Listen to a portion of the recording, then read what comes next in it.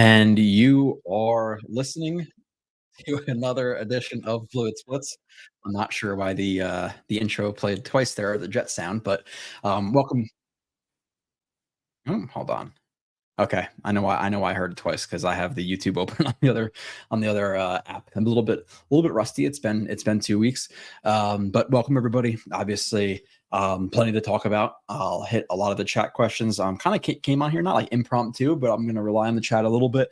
We're going to talk about the Niners game, go over their roster a little bit, talk about the matchup specifically, Jets defense versus their offense, our offense versus their defense. I actually got a message from Nania a couple of minutes ago. Was supposed to do this solo, but I think Nania is going to jump on in a few minutes as well. So expect to see him whenever he's going to come on. A lot good going on. We got football, we got college football. And I think what the Texas game is on. I think they were winning like 30 or 21-6 last time I saw. So it's not the biggest exciting game. But you had the Packers and the Eagles last night. You had 2 nights ago. You had the Chiefs and the Ravens, where the Ravens lose, or at least lose the chance to potentially tie the game up or win it with a 2-point conversion, literally by probably not even inches, probably millimeters. So that was a really fun game to watch. And now we have other good things. Mets are on a 7-8 game win streak. We got a bunch of games tomorrow on Red Zone. I hope everybody's fantasy football teams are doing well out there. And then we have a long wait on Monday where the Jets are playing that night. Obviously, since I've been on, quite a few of the Niners have kind of re-upped with the Niners. You saw Trent Williams get a new contract. We saw Brandon Ayuk get a new contract. Now, how ready are they week one? Remains to be seen. You're expecting Trent Williams to still be solid, even if Trent Williams is 85% of what he is, that's still a Pro Bowl level tackle. And if he's close to what he typically is, you're talking about probably the best left tackle in the entire league. And then Ayuk, again, another guy who didn't practice a ton, so probably a little bit rusty and maybe even be on a little bit of a snap count. Something where, again, it's not going to be like maybe he plays 60% or 60 reps in a typical game. Maybe he plays 45 in this game. Maybe it's a little bit less, but you're going to have some rust out there from him as well. And then you have the whole Reddick situation, which I'm sure somebody in the chat will ask about and we'll talk about a little bit. I'm not expecting him. I'm not expecting him maybe the entire season at this point, which is wild to say. He continues to get either bad advice or to be an idiot, whatever it is. And I'll talk about with Nania a little bit in terms of going over the numbers, but he's losing money the next 2 years. Even if he sits out the entire season, whatever it may be, he's losing money, however it goes. So if this is about money, he's losing it, so pretty stupid by him. But again, plenty of things to talk about. With the Jets, I'll say hello to some people in the chat real quick before Donnie comes in here and we start getting into some topics. MM was in here before. What is up to you? Bada Bing is in here. Beloved Peace says, a random thought, Jalen Hurts is not very good. Just wanted to throw that out there for the people. And this is where I kind of miss Kyle Smith because I can rely on him to be like, oh, you remember when we talked about this? But both Kyle and I were saying he was overrated years ago. I would say maybe like 2-3 years ago. There's like a 2 or 3 year stretch where people, maybe like a 2 year stretch where people were saying that he was a top 3 to 5 quarterback. And both Kyle and I were like, absolutely no way. Like maybe top 10, maybe not even that. It's a situation where you win, you have a really good team around you, and people are going to elevate your game. But I always thought Hurts was overrated. And we saw it last night. He probably, did he have 2 or 3? Did he have like 2? Was it 2 picks and a fumble? He probably should have had 6 picks, if not 7. Like he was brutally awful. Now transparently, I was movies, not necessarily by choice. My wife took my sister-in-law to see Beetlejuice, which is pretty solid. So I had like the Packers game kind of on to the side. So I didn't watch every play of Hurts, but I watched the second half on, and he was just beyond brutal. So yeah, Hurts is overrated. And I remember, maybe I shouldn't have done this, but I was at a fantasy draft this weekend, and my buddy was about to take Hurts over Lamar Jackson. I'm like, oh, really? Like, are you really going to do that? Did you watch the Eagles at the end of last year? Did you watch him versus the Jets where he threw a pick right in Tony Adams' chest, where Tony Adams was just standing there and expanding? Like, it's not like Tony Adams did anything special. He just threw it right to him. Like, oh my God, like, that was just brutal. So, but yeah, beloved peace. What is up again? Hawk is in here as per. We got Chris Cortez. Afternoon to you as well. GVH asks, from all the film study football, how easy is it for an older offensive lineman willing to play right away? Seems like a lot of plays movement for the big man. Getting the body ready and film studies obviously a little bit different. I don't know what he was doing in the offseason. I don't know if he was ramping himself up. Obviously, ramping up by yourself and actual like training camp, it's different. You need that contact. You get hit, you get sore, and then your body kind of gets used to it. That's the biggest thing. Like after the first couple of days of football or whatever, when I played was like the first week or so, like you're just sore as hell and a little bit like gassed because it's just the conditioning is a little bit different with the physicality.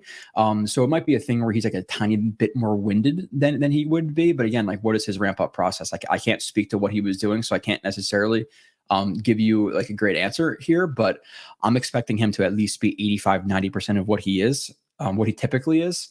And that is still a Pro Bowl level offensive tackle. So Trent Williams is going to be fine. Like Trent Williams is an absolute monster, and it concerns me a little bit. And we'll talk about it with Nania. And I was just on with our very own Connor Long, so go check out his channel as well. But it's a thing where I put it on Twitter that JJ came out recently and said something to the effect of, and this is not verbatim, but he said something to the effect of, I think a reporter asked him about like missing Haason Reddick and how is the pass rush going to be, whatever exactly the question was. And JJ basically said like, ask the teams we were in joint practice against how our pass rush was. Like, yeah, they did well, but and then I kind of put it on Twitter like, hey, the Niners are a different animal than the Giants, the Panthers, and the Commanders. And I know what you're going to think, like their offensive line's not as compared to those teams. Like all of their teams' offensive lines kind of suck. True. Difference is those teams don't have Kyle Shanahan, right? Kyle Shanahan can scheme around that stuff. What I expect the Niners to do a lot of, and I'm sure I'll bring this up to Nania. He had a very good podcast, Cool Your Jets, kind of recapping or talking about the game and previewing it, which I recommend everybody listen to. It's a thing where I personally expect you typically have JJ on the side against the left tackle. So you're going to have Trent Williams versus JJ. I'm not trying to actually, I'll bring him on right now and then we'll talk about it because I'm just about to get into it. Nania, you are oh, there you go. Now I can hear you. Can you hear me? Yep. You're good. Nania, a little bit of a new set. Are you in a new room? Are you in San Francisco? Where are you? Where are you coming from right now? This is where I always am. I'm just, usually I film in the Jets media room with all the guys posing behind me. Like they're nice enough to set that up for me the whole time, but now I'm just back in my apartment. So, and after one of our comments a couple of weeks ago, maybe you shouldn't have those guys behind you. But so I'm gonna throw this question to you first, and I'm gonna kind of transition into what I was just getting into, but I didn't want to get into it kind of getting looping you in because it's a little bit of a longer conversation.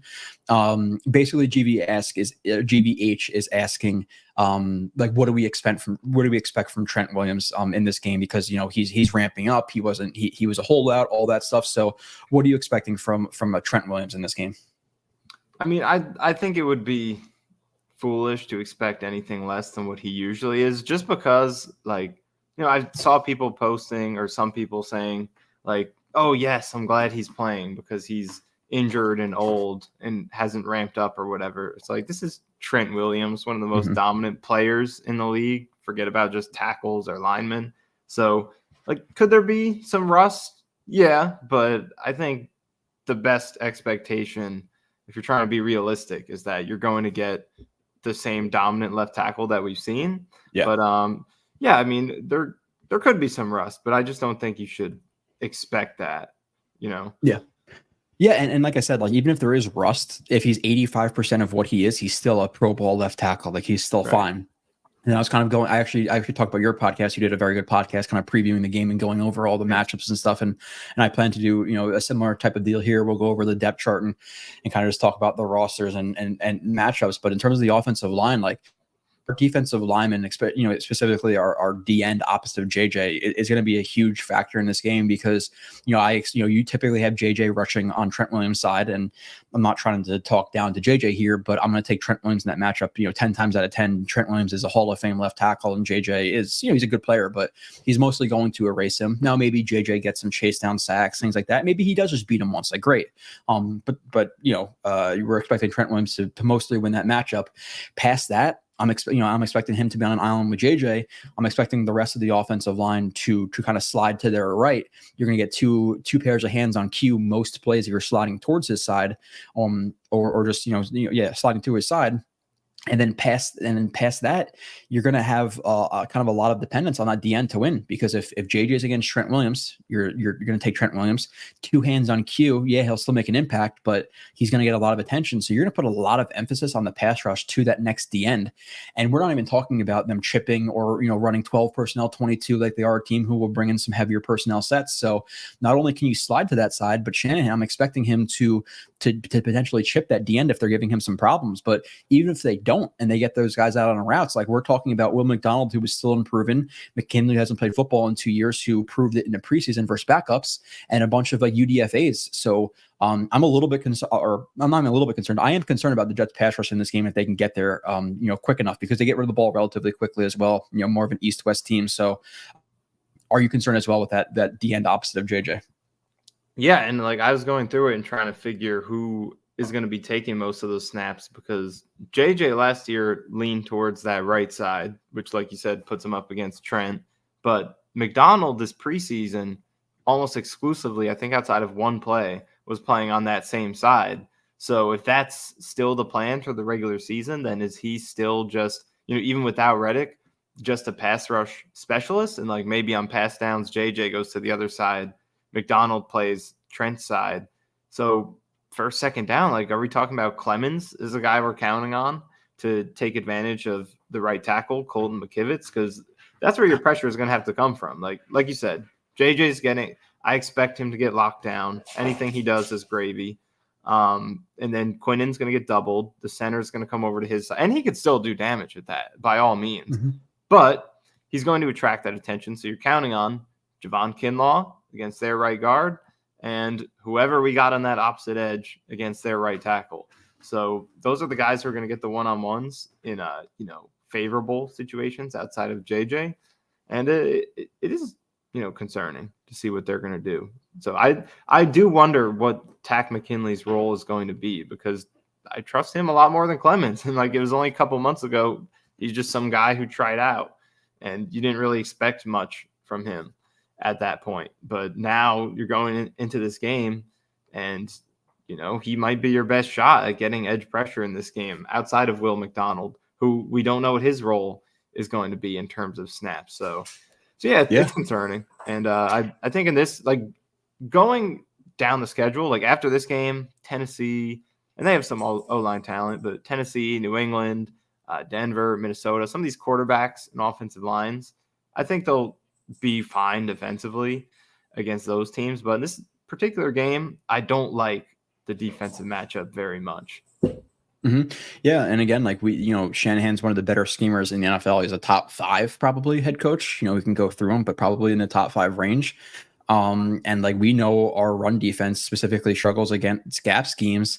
And what do you think he's going to deploy? And they are a heavier personnel team. And even if it's not in the interior with these gap schemes, like, do you trust Clemens right now on the strong side of a run to shut it down? Like, yeah, maybe some plays, but with all the motion and kind of eye candy that the Niners can give you, is he going to be even in the right spot? Like, I'm concerned about the run defense there, and then even the pass rush. And in terms of the interior of the defensive line, it's like past Q, a lot of unproven players there, right? Like, if they're going to run gap schemes and stuff, like, can Kinlaw hold up? You're hoping that the weight helps, so and I think he probably will hold up better than he did in previous years, but still a question mark.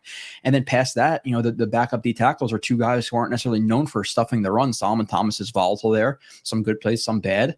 And then you have a UDFA, rookie there. So can he stop a scheme that is specifically designed to kind of counteract what the Jets are trying to do? So it's not only like, hey, good luck, you go to Santa Clara and try to beat the Niners, but it's like you're facing a scheme that's probably going to try to kind of negate what your specific stream or scheme is trying to do. So it's like it's a tough spot for Leonard Taylor in his first game to try to stop that run. But I think that's how the Niners are going to try to attack the Jets is with heavier personnel sets and run the ball. But do you think the one positive in terms of the Jets defense matching up against this offense is the fact that they're more of a wide zone team and they don't do as much of the gap running that could expose the Jets? Because when you flip it around, that's my favorite matchup for the Jets in this game, that they have this power gap run game now, which is perfect for exploiting their defensive line, which operates the same way the Jets do. But on their end, they're still a heavy zone team. They did have the highest zone running rate last year. So do you Yeah. think do you see them switching it up in this game? Or do you think that's something that works in the Jets' favor to counteract some of those advantages a little bit? Yeah, it's a thing where like I think they are a primarily, heavy like outside and wide zone type scheme, but it's also a thing where I respect Shanahan enough to be like, hey, the Jets are better at guarding that, whereas they're not as good as guarding gaps. So I think they will throw some wrinkles into there where they're going to run some gap, and if it works, why go against it? Like I give Shanahan almost too much respect to say, hey, we're a wide zone team. We're not going to run gap versus this Jets team, which has shown it struggled, versus gap schemes in the past. So and even like you have that like the gap in the you have with the gap running in the interior, then you're gonna have a bunch of motions and stuff. You have use check, you can get balls out quick too on like jet motions and things like that. Like he'll run the ball a little bit. You have Debo. Like it's gonna be interesting to see the Jets team defending their running game and then their run game through like the pass game as well. Like the pass game, one step drop, throw the ball. It's almost like an extension of the run game. So it's gonna be interesting to see how they kind of counteract that. And then like it's a thing where, and you've talked about it a lot, like you like the fact that the Jets are a little bit more physical in this camp and they took more snaps and stuff. Like does that put the Jets in front of teams like the Niners who maybe were a little bit more light in camp? Like are the Jets maybe better off tackling guys like Debo because they did that? So that's another question. But we'll get to the chat a little bit and we'll kind of run through some of the topics, and obviously we're gonna have, which I don't want to get into this. Like it's killing me still, but Eagle thing, had to throw it out there, so we're gonna have to answer it just really quickly. I don't want to do like a whole segment on this, but the Reddick stuff, you had Mike Lombardi, who doesn't break anything, come out there and say he's gonna potentially report tomorrow, and then you have Tony Dandy, whatever the agent's name is, come out and say like, yeah, he didn't speak to anybody in his camp, he doesn't know crap. But there was a report out there like that Haason Reddick is willing to die on his sword. So is that a thing where like he's going to sit out the entire season? Because I think even if he comes back, he has to play 6 weeks, right? So he has to come back like week 10, 11. Yeah, I believe so. I think it's a thing where he can come back and be active and then say, hey, my foot hurts, I can't play. Like I think he could come back on the active roster and not play and still collect those checks, which at that point, again, you're putting nothing on film, a year off and trying to make a bit like, money in the off season. So that's beyond stupid for him. But are we at the point now where like, are you thinking week 2? It's not week 1, week 2, the entire season, week 11. Like what's going on here with Reddick? Because this is one of the more dumb holdouts we've seen since Le'Veon Bell. And I think it's even worse than Le'Veon Bell because at least Le'Veon Bell was not attached to the Steelers next year. Like Reddick is going to be a Jet next year if he doesn't play. So I think what may happen and what I'm probably leaning towards now, which is crazy, I think he comes back like week 10 or 11 and maybe plays, but maybe even not. Maybe he just says he's injured and just depends on getting a new contract, which he's going to hurt himself undoubtedly. But yeah, what's your thoughts on the whole Reddick thing at this point? It's getting really old to talk about though. I don't even know. That's what my thought is. Nobody knows. No one has an educated guess to make. It's just, I don't know. Let it play out at this point. He's not here. Just treat it like he had a season-ending injury, and he'll try to make the Rodgers recovery the miracle. Can they maybe trade for? Dude? Like honestly, at this point, hope he sits out. Can they trade for freaking Clowney at the deadline? Like what happens if the Panthers are 2-8? Can you just trade for the guy that you were going to sign anyway? Like what's their play? It's crazy because you want that DN for the playoffs. Like you want unless our guys take off. Like hopefully they do, obviously, but being somewhat realistic, like we're not going to necessarily McDonald's not going to be Reddick. I don't think he's going to be a top 5 sack guy this year. So maybe it's a Clowney move at the deadline. And obviously with the money that they're getting back from him every game, like maybe they could afford to do that. I think Clowney made $12-13 million. So by that point in the season, he's probably gonna have $5 million, $4 million remaining on the contract to trade for him. So maybe that's a possibility. But it's a thing where, like, again, maybe it's a pride thing or it's a stupidity thing. But like, if he's pissed off right now, but let's say he came back to the Jets, they gave him $15 million. And I think they probably would give him 16, 17 incentives type of deal. But let's just say the $14 million, he can play pissed off, ball out, get 13, 14 sacks. That's Trent Williams in this, and with his secondary, make $14 million this year. If he balls out, he's probably going to get let's just say a $20 million contract next year, right? For like maybe a year or two. You're talking about $34 million over 2 years, right? Now, if he doesn't play for the first 10 weeks, he misses about $800,000 a game, right? $800,000 times 10 We're talking about $8 million plus the $5 million he already lost. You're talking about 13 out of his 14, $15 million. And he's probably going to get a contract that's maybe 12, $13 million next year. So you're talking about $15 million or $16 million over 2 years, instead of him just coming to freaking play for the Jets and making $34 million over the next 2 years. Like, he is losing more than half the money he can make in the next 2 years because of this holdout. So quite frankly, like, yeah, again, and I'll blame Joe Douglas for getting here. I think he's handling it right. He's handling it right at this moment, but not initially. But Reddick is just an idiot, right? Like, he's losing so much money. Does he not understand that? Is it a pride thing? Like, it is wild.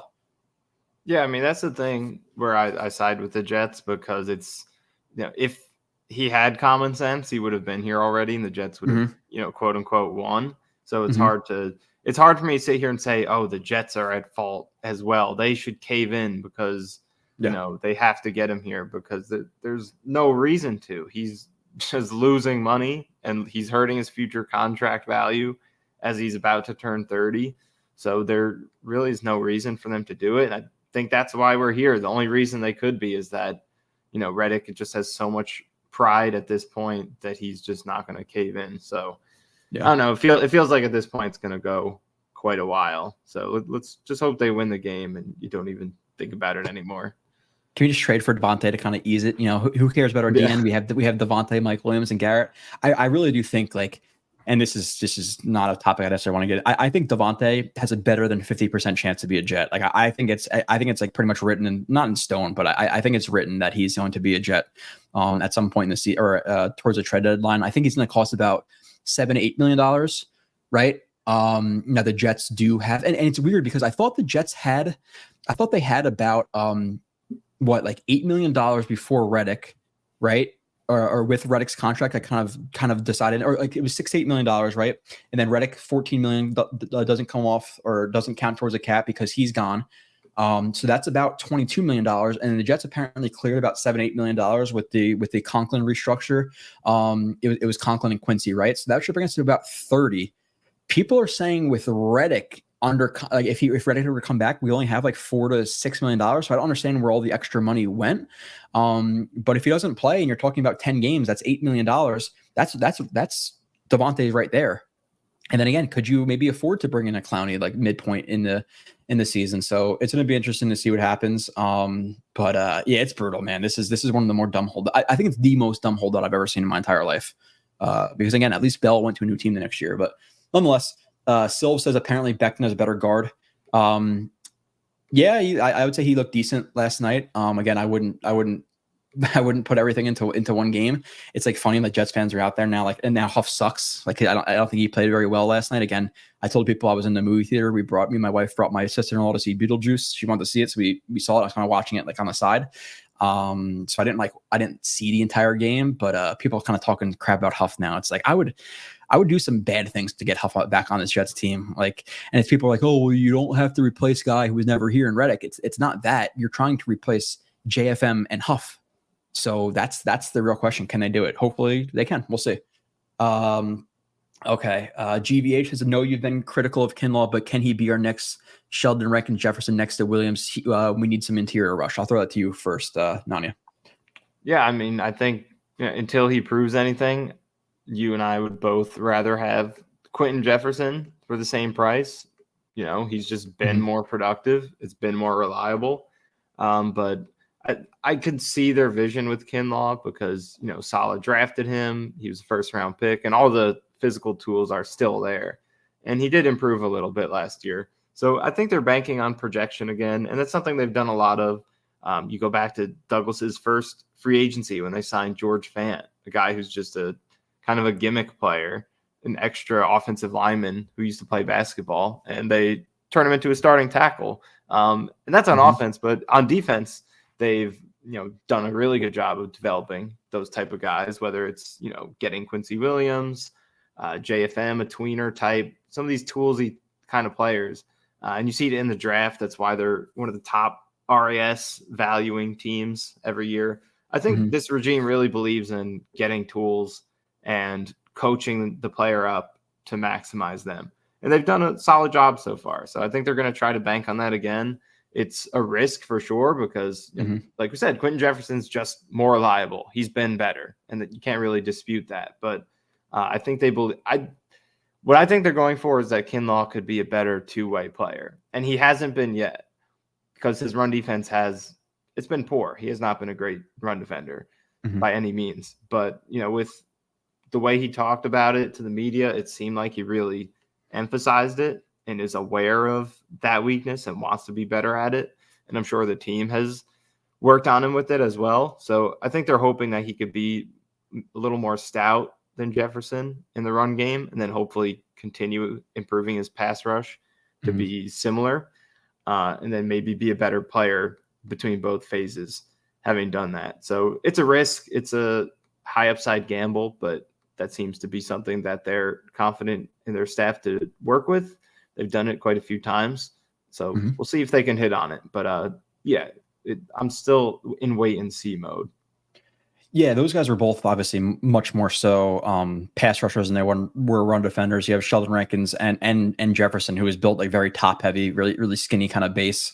They were never going to be great in the run game, but it's a good point. Like Kinlaw is a guy who gained that weight, 325, 330, 335, whatever exactly he is. Like he just has the frame to be able to hold up better in the run game. So I was critical of the Kinlaw signing because you have a guy who I think proved more in his last few years in Jefferson, making half of what Kinlaw does. But could he be our next Sheldon Rankins Jefferson? Undoubtedly could. Like he has more upside than all those guys because of his physical makeup. Like he was a first round pick for a reason. Like the dude is a monster. So hopefully with health and coming and getting coached by a guy like White, Cotton, and Sal and all these guys, he's going to take that next step. So there's undoubtedly a chance he could beat those guys, like no doubt. And I'm hoping more so like, hey, if he can give us a similar level of pass rush, great. But I'm really hoping in the run game, like that's the thing I want the Jets to hold up against. And a little bit of transition before we get into a super chat here is like that backup. Like, what are your thoughts about the backup D tackles against the run right now? Because and I kind of mentioned it before, but like Solomon Thomas and Leonard Taylor versus the run, that has to be a concern for the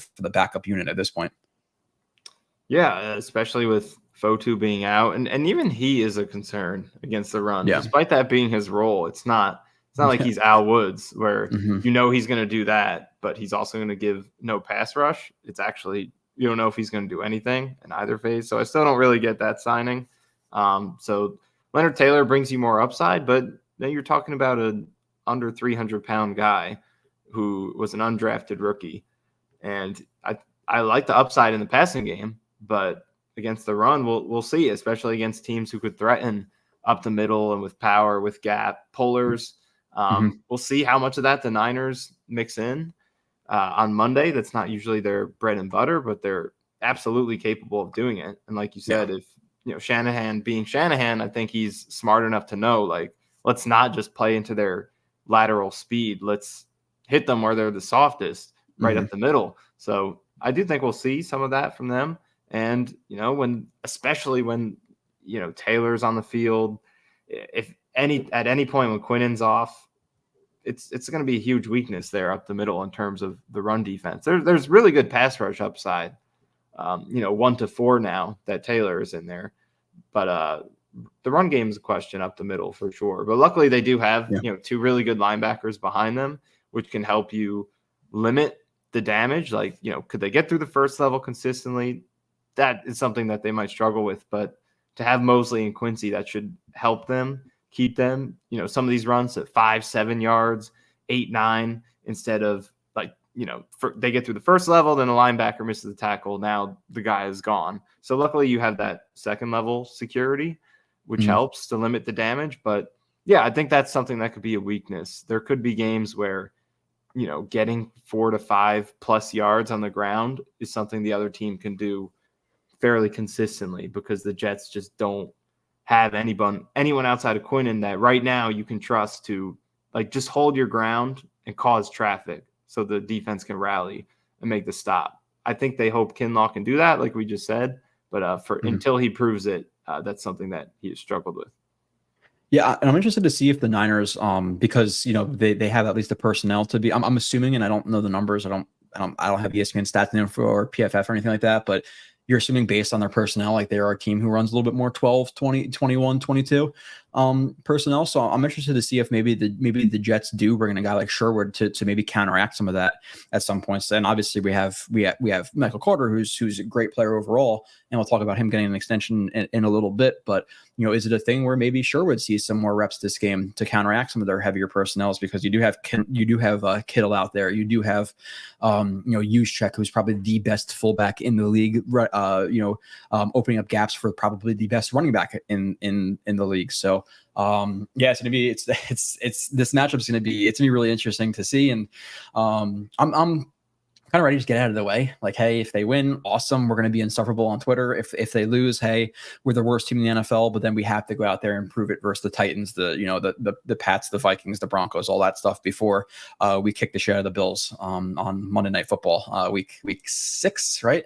So it's gonna be exciting. Thomas Cahill with a super chat.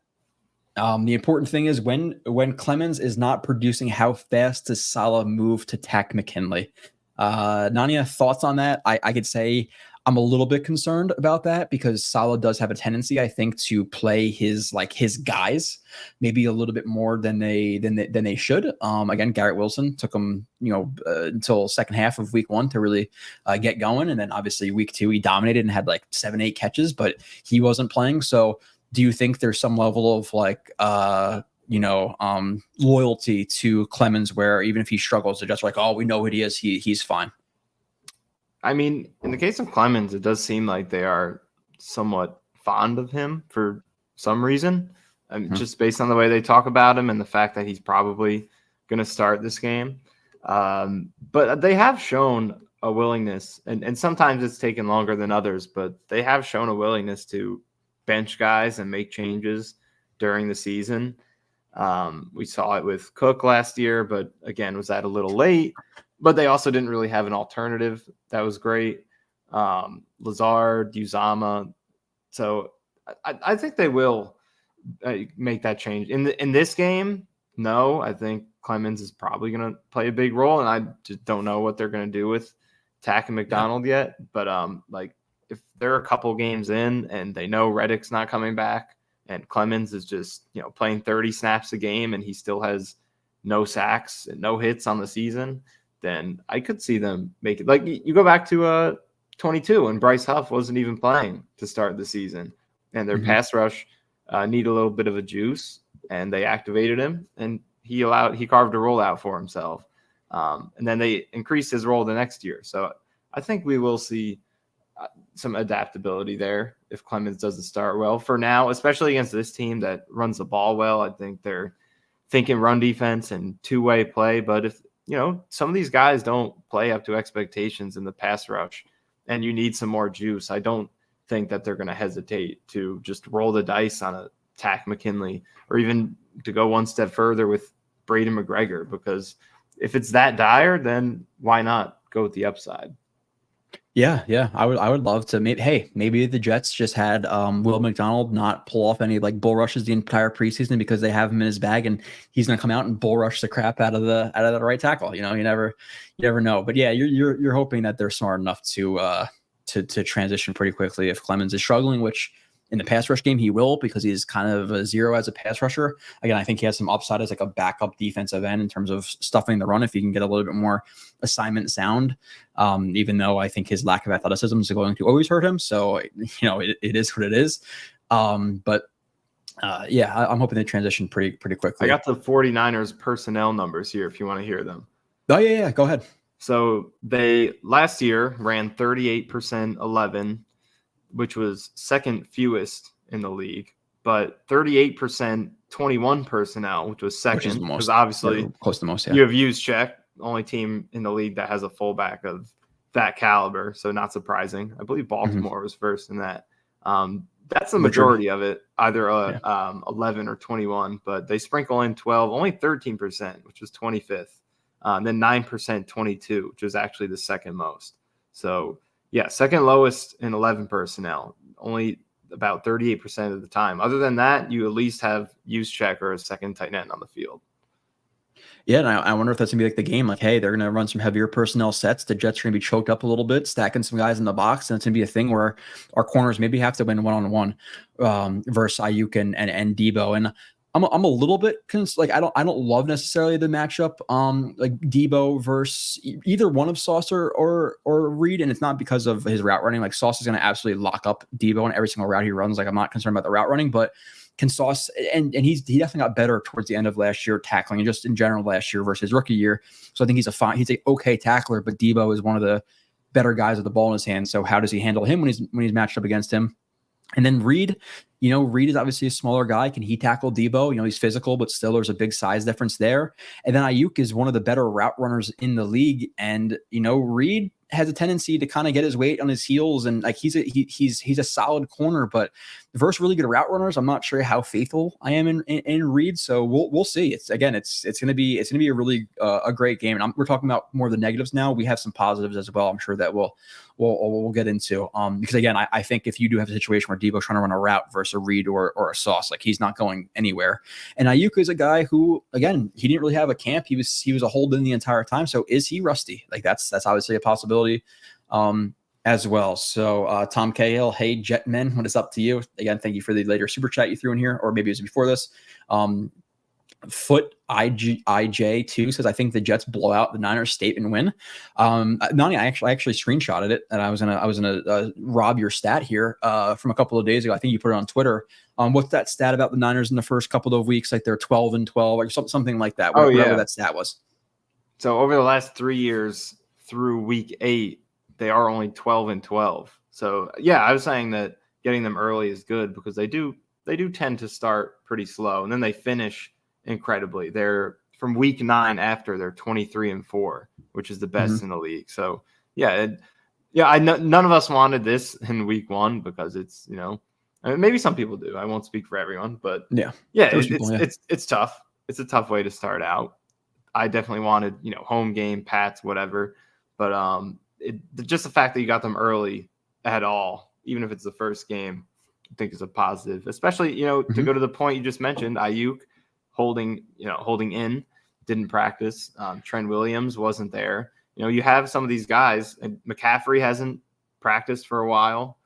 A lot of their best players have been kind of just sitting around for a few weeks while the Jets had, and that's not to say they weren't working out or anything, but while the Jets had, unanimously every player saying this is the hardest camp they've ever had in the NFL, they're a lot more physically kind of in the groove going into this game. So in a game where I think yak is going to be huge on both sides, we know that's what the Niners love to do. They have the best yak player in the league and Debo, then the best yak second tight best. end. Corley's number 1. Right. Second best. He is the king.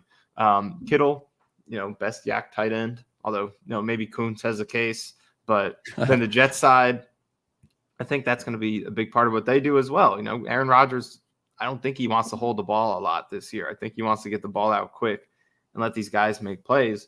So on both sides, it's going to be a lot of just, can you tackle? That's simple. Like, can you 5-yard completion? Can you hold it there instead of letting it turn to 30 yards? So Jets being the more kind of conditioned team going into this one, does that play a factor?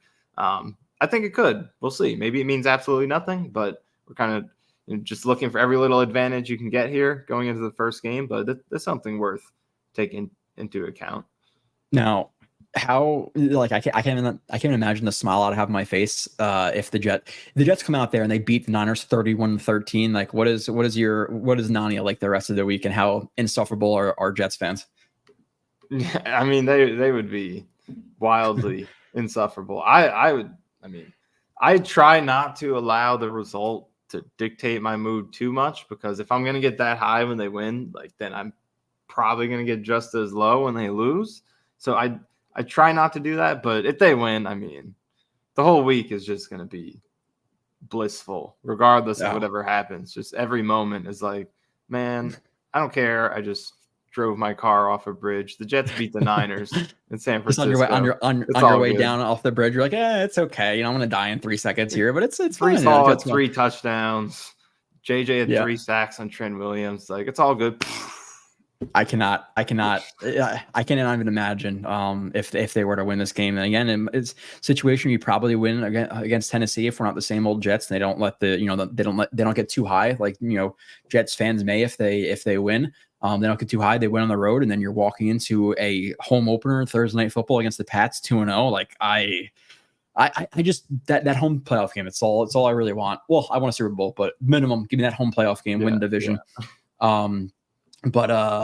Yeah. Chris says the same thing. We aren't messing around anymore. Again, I think talking about a team that's average off of their first couple of weeks, and there is a thing as Super Bowl hangovers. Like it happens to some teams, and then like Nania said, and we've been talking about, like you had Ayuk with the hold in. Only if Reddick knew about those.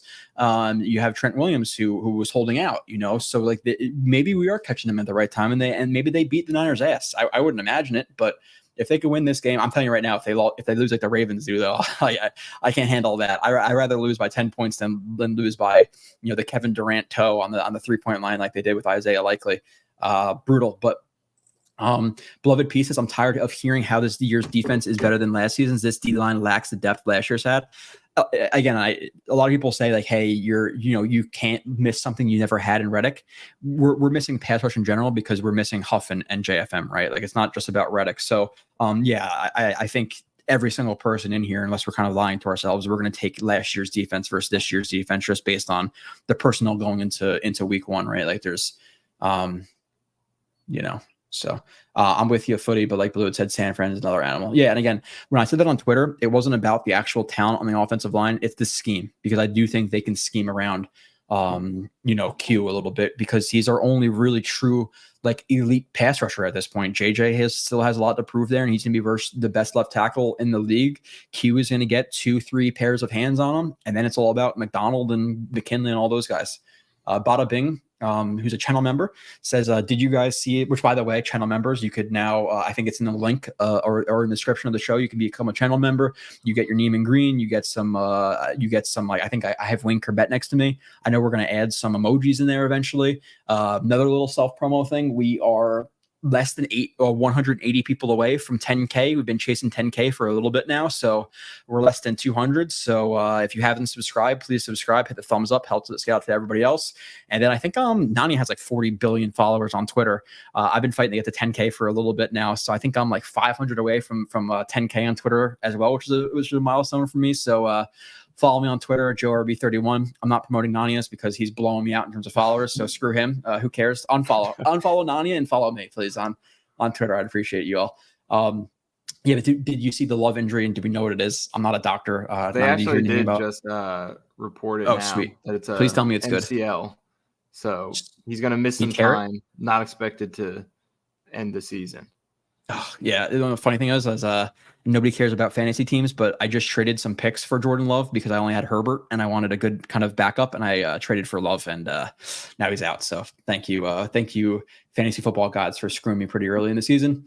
Daniel Murphy says, I feel like Kinlaw's power next to Quinnen can be a problem for opposing interior offensive lineman. Yeah, it's again, he has the physical upside to be dominant player. And Nani, it's actually a good thing to have you on for some of these previews, because I don't get as heavy into the other teams. I think it's kind of easier, not easier to do it on statistically, but film watching, it takes a little bit, where like stats are a little bit quicker. So their interior offensive line, nothing to write home about, right? I know their left guard through right guard are pretty suspect, to say the least. Yeah, it's not great looking at them individually. Left guard is Aaron Banks. He started for them a couple of years, but he's been below average, not terrible. And I think that's really the best way to sum it up. I don't think any of these three guys are, Greg Van Roten level, but they're all pretty subpar. Centers, Jake Brendel, he's a veteran. They re-signed him last year, but he stepped back last year in pass protection. They have a rookie at right guard, Dominic Puny. He was a third-round pick. I was reading about him. He's considered, and this is what makes Kinlaw interesting against him, because he'll probably get most of that matchup, because Quinnen's going to be on that other side against the left guard, which is a great matchup for him, but he's probably going to get doubled a lot, which leaves Kinlaw one-on-one. But a lot of people are saying that Dominic Puny is more of a pass protector than a run blocker. So that just, even further puts attention on Kinlaw. Can he step up as a run defender in this game. You added that muscle, you focused on it. The Jets want you to be this two-way player. Well, here you're facing a rookie in his NFL debut against a scheme that and practiced against last year. Yep, it's a really good opportunity for Kinlaw to make a statement in this first game that he could elevate his game in this scheme and be more of a two-way player. Yeah, I gotta pull this up. Dano Jets, what's up, Dano? I appreciate your support as always. He says massive props to Nania for doing his first solo stream and hitting a grand slam. Also props for ditching the greens. I don't think Nania ever had a green screen. It was just like a background you can have on a StreamYard. But I saw that pop up. I'm like, Nania's doing a solo stream now too. Like what the hell is going on here? You know, I almost just wanted to click on StreamYard and be like, what the hell? But yeah, it was good. I listened to your solo stream. Rich says Aaron's got, and again, go on that one quickly. Appreciate it. Okay. For I don't know. Usually I go green screens. I don't really have the high tech backdrop here with the lighting and the props and everything. It's just my apartment. So, but I just decided. The only thing is because when you have that background effect, it's just kind of like clipping in and out constantly. Yeah, that's the problem. It's a little annoying. So I just figured I'd go with it.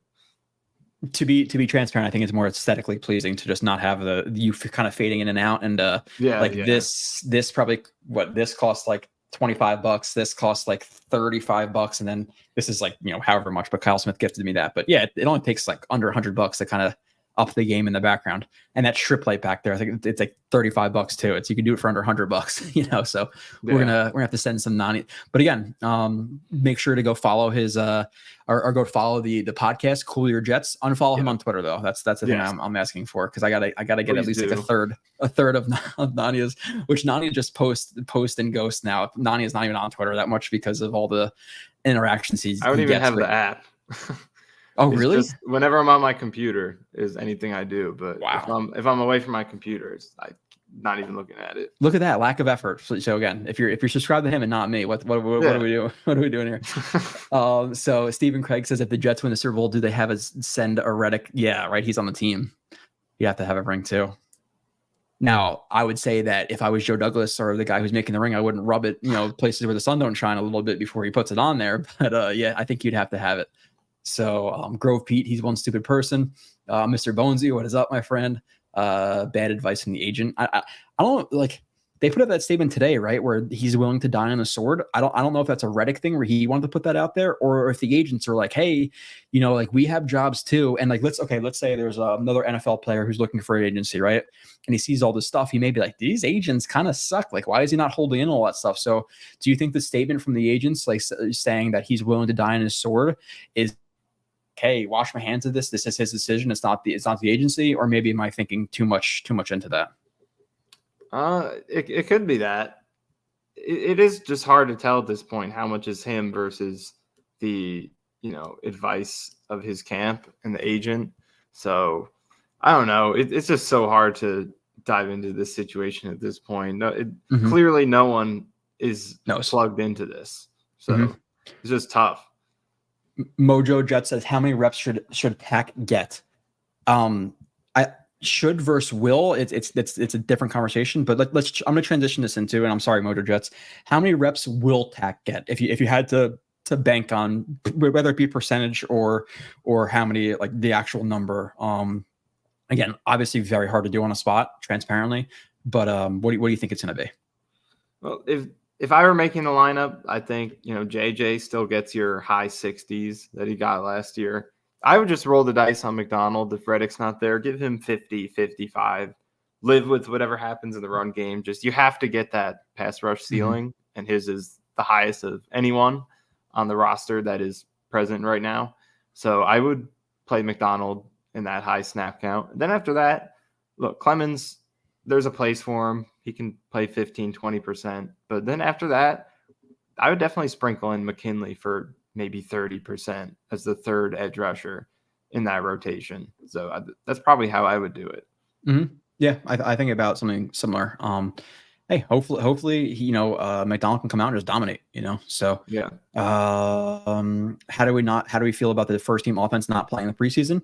I would say I would prefer it. Just get like a drive or two out of the way to get the connection, see the first team offensive line kind of gel and all that stuff. So I think it makes a massive impact. I think it's probably more impactful that we had 3 joint practices with other teams, took a bunch of extra reps. So like you, I think it was a great idea by the Jets. Now, we would be saying the same thing if one of our stars went down because of the extra reps. Maybe we'd change our tune, but because it worked out, we'll be more positive towards it.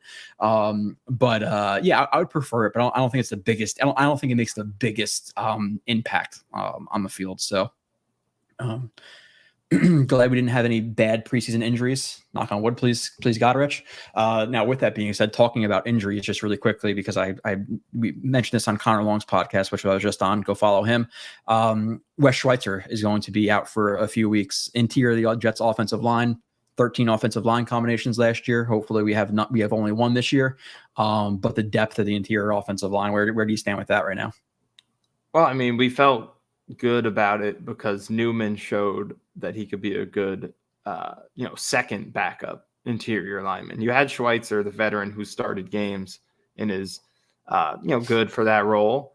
And then Newman was the next in line. You were comfortable with him as that's if we have 2 injuries, then he comes in. Yeah. Now he's the first guy in.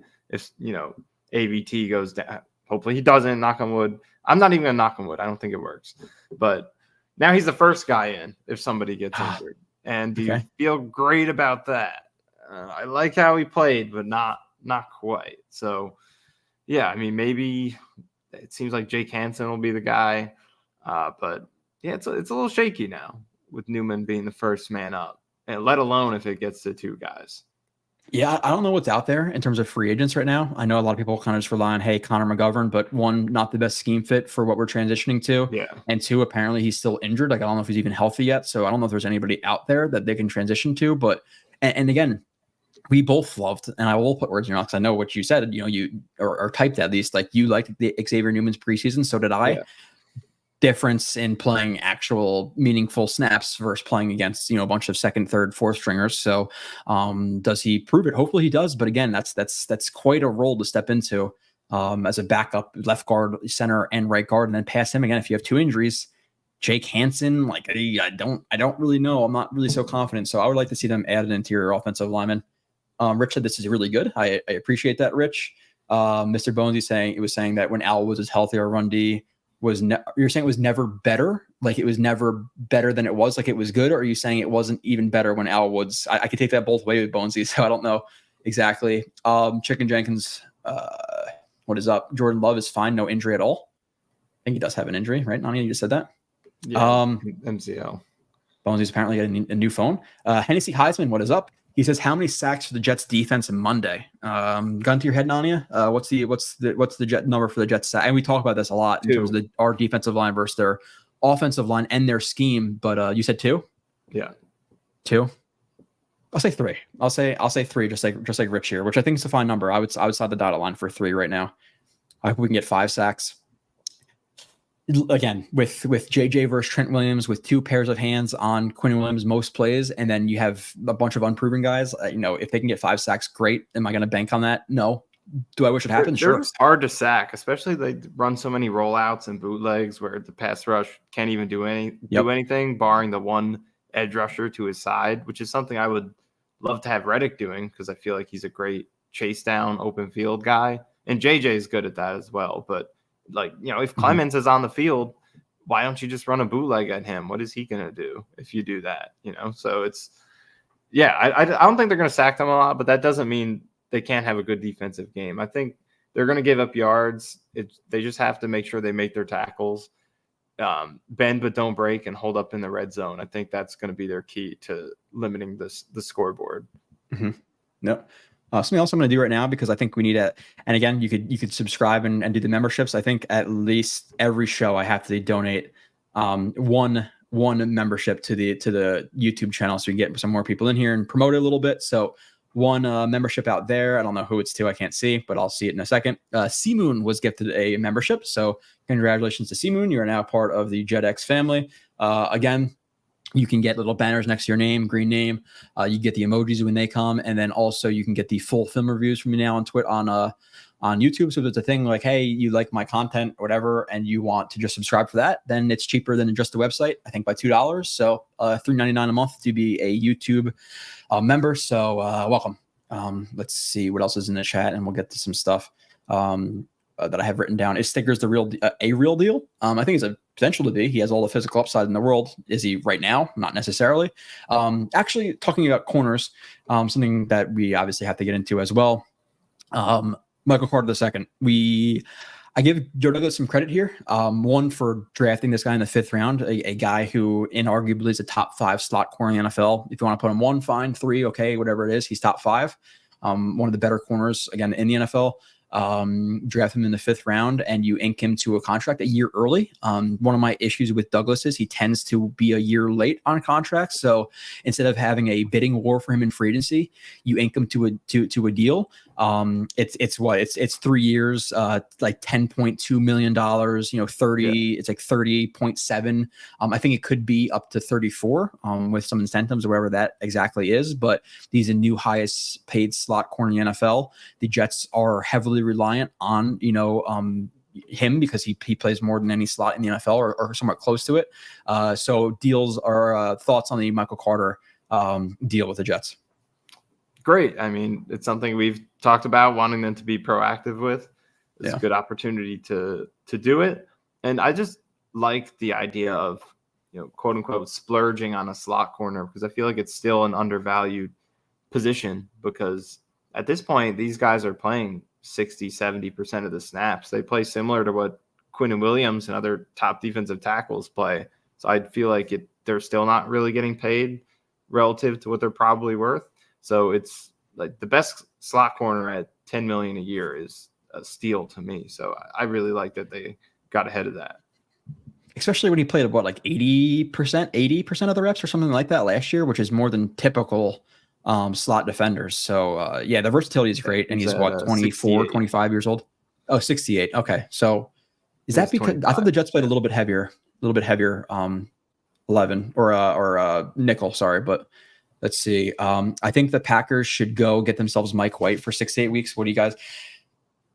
Can I say that? And I said this before on Nania to the podcast a few years ago, whatever. But Kyle and I always called Jalen Hurts overrated. Last night he probably should have had 6 picks, maybe if not 7 picks. He was dreadfully awful. Like that one play where they faked the smoke screen and then he tried to go vertical, and then he holds the ball for another 3 seconds, and there's a corner next to the guy who ran a smoke route, and he just throws the ball, and it should have been a pick 6. Like, just brutal quarterback play. Can I be honest here? I think Mike White's overrated by Jets fans too. I don't think he's very good. He just lost the job to Skylar Thompson. He's not. I think he's overrated because he had a few good games against like the Bears and stuff, and we've seen such shit quarterback play that even a bad backup looks good to the Jets fans. So sure, sign him, but I'm trying to think. Do I have any Packers in fantasy? I don't think I do. So yeah, sure, go sign him. It doesn't really affect me much, but I think Mike White's overrated by Jets fans. I do. Yeah, agreed. Yeah, sorry. So yeah, sure, go sign him. I think is their backup still Huntley? I don't know who their backup is right now. The Packers. Willis. Oh yeah, they traded for him, right? Yeah. Not ideal. Yeah. Nania is logical. Yes, that's what we like Nania for his logicalness. I try to be. The world isn't ready for us to hit our ceiling. Again, I really just hope it happens. By the way, talking about corner contracts too. Jalen Ramsey, 29-year-old corner getting the highest contract for all corners is quite the move by the Dolphins. ACL injuries. I know he allowed the lowest completion percentage in the league and all this stuff. But like, and Dolphins fans, he shut down Garrett Wilson last year. It's like, you didn't shut down Garrett Wilson. You had Tim Boyle throwing him the ball. That's why he didn't see a ton of yards and stuff like that. Like the one play, Jalen Ramsey got a pass deflection because Tim Boyle was 2 seconds late and the ball was 4 yards behind him. It's like, yeah, of course he got that pass deflection. So, bravo, Dolphins, lose a trench player and Christian Wilkins, who's a good player, for a 29-year-old corner. Like, didn't they just do this with Xavier Howard and get burned by it? I don't know what they're thinking, but Dano at 3:46 p.m. says 3:46 p.m. Dano, I appreciate you pointing that out.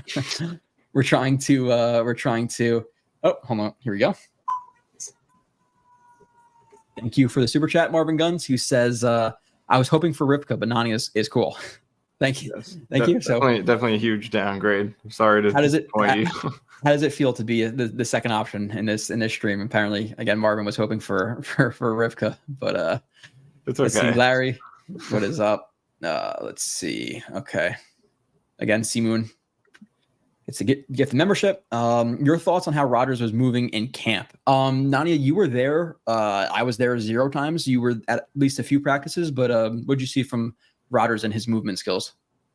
Well, I was only there for the one practice, so from what I could see, I mean, it was good. I do just think, like, in terms of movement skills, I think we should kind of temper our expectations for that because, like, early career Rodgers did, he ran quite a bit in terms of rushing attempts, scrambling, all that. But you look at his last few years when he won MVP, like, he was not really either in terms of rushing or even scrambling outside the pocket. He didn't really do it as much. The reason he's still great or has still been great in his late 30s is because he's, getting the ball out a lot faster than he used to and just focusing on playing from the pocket. So like he's not a statue, but I think we should also be realistic and expect, like, look, he's going to get sacked sometimes in situations where maybe other quarterbacks would have been able to escape it.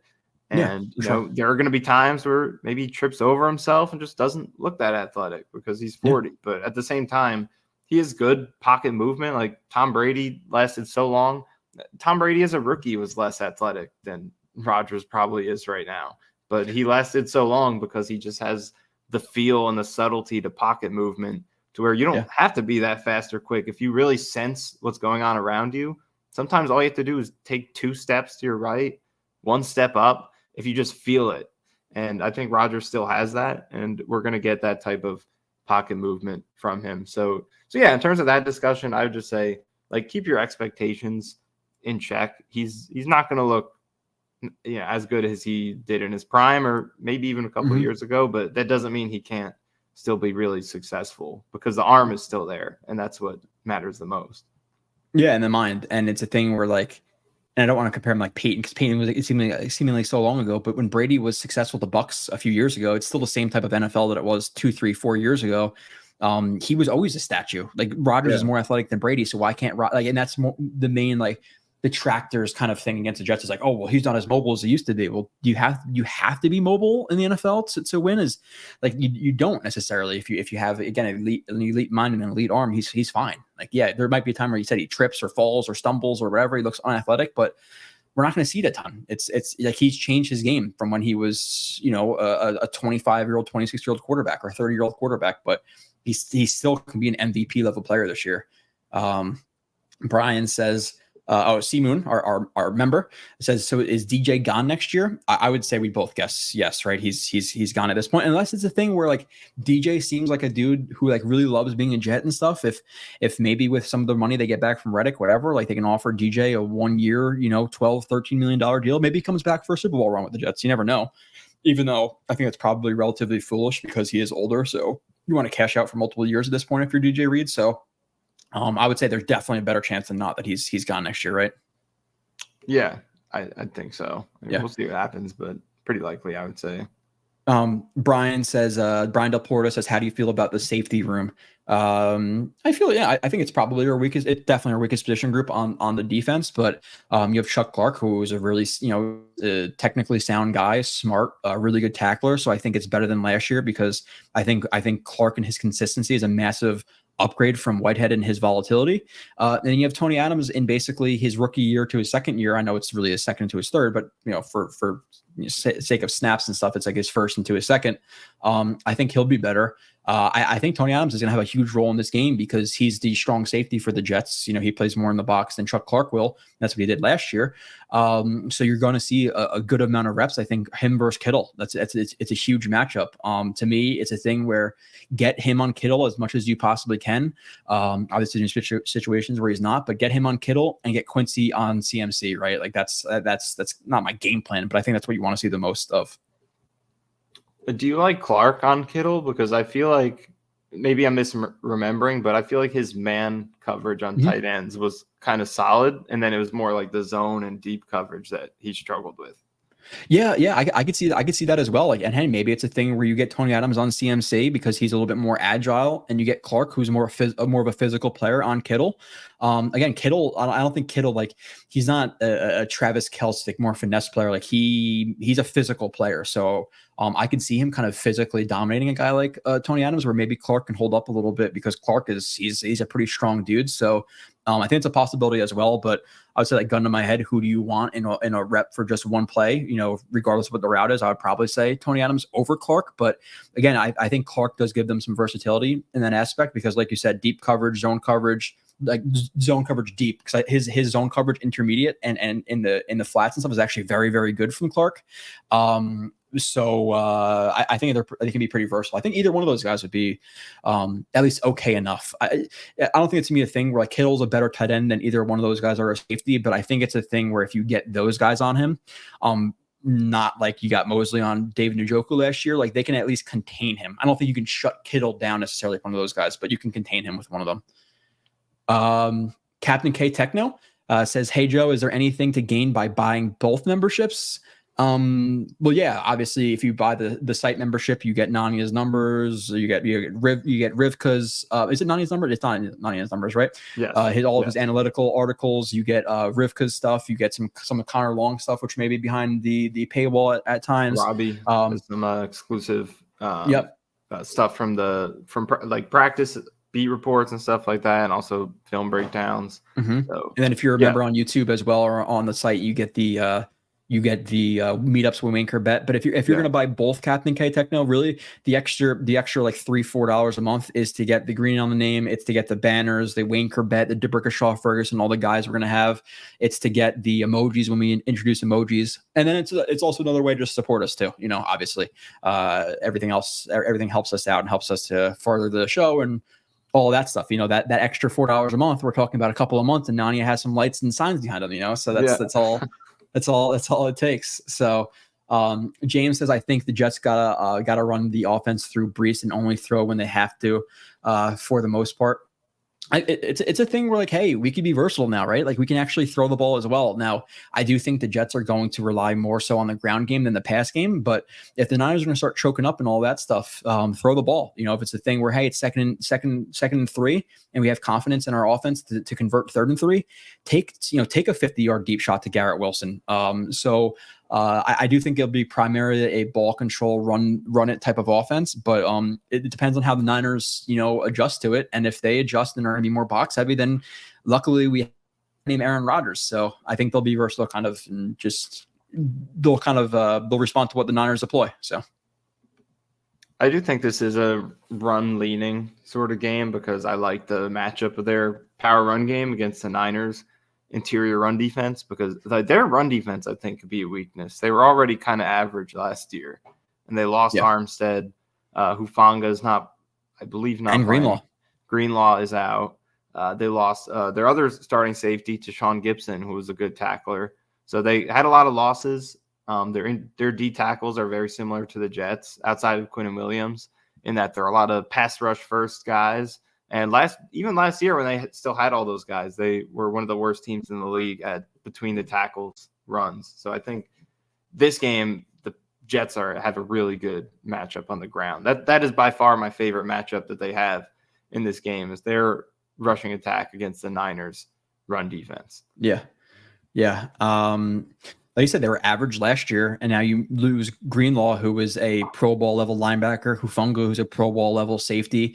Like you said, Armstead. So, like, they could be legitimately a bad run defense this year. So, if we're running the ball well, give Brees 25 carries. I don't care. Just win the freaking game, however you got to do it. Verge Tibbs, what is up? Let's see. Thought Love and Hurts were both not too good. Yeah. And Love too. Like, he played good for like half a season and got one of the biggest contracts in the NFL. Like, quite the leap to make for Jordan Love. And by the way, like, a lot of these guys, another guy demanding a contract, Jamar Chase. Did you see what he said in media this week, or did you not see that, Nania? I think I did. The thing about Jefferson.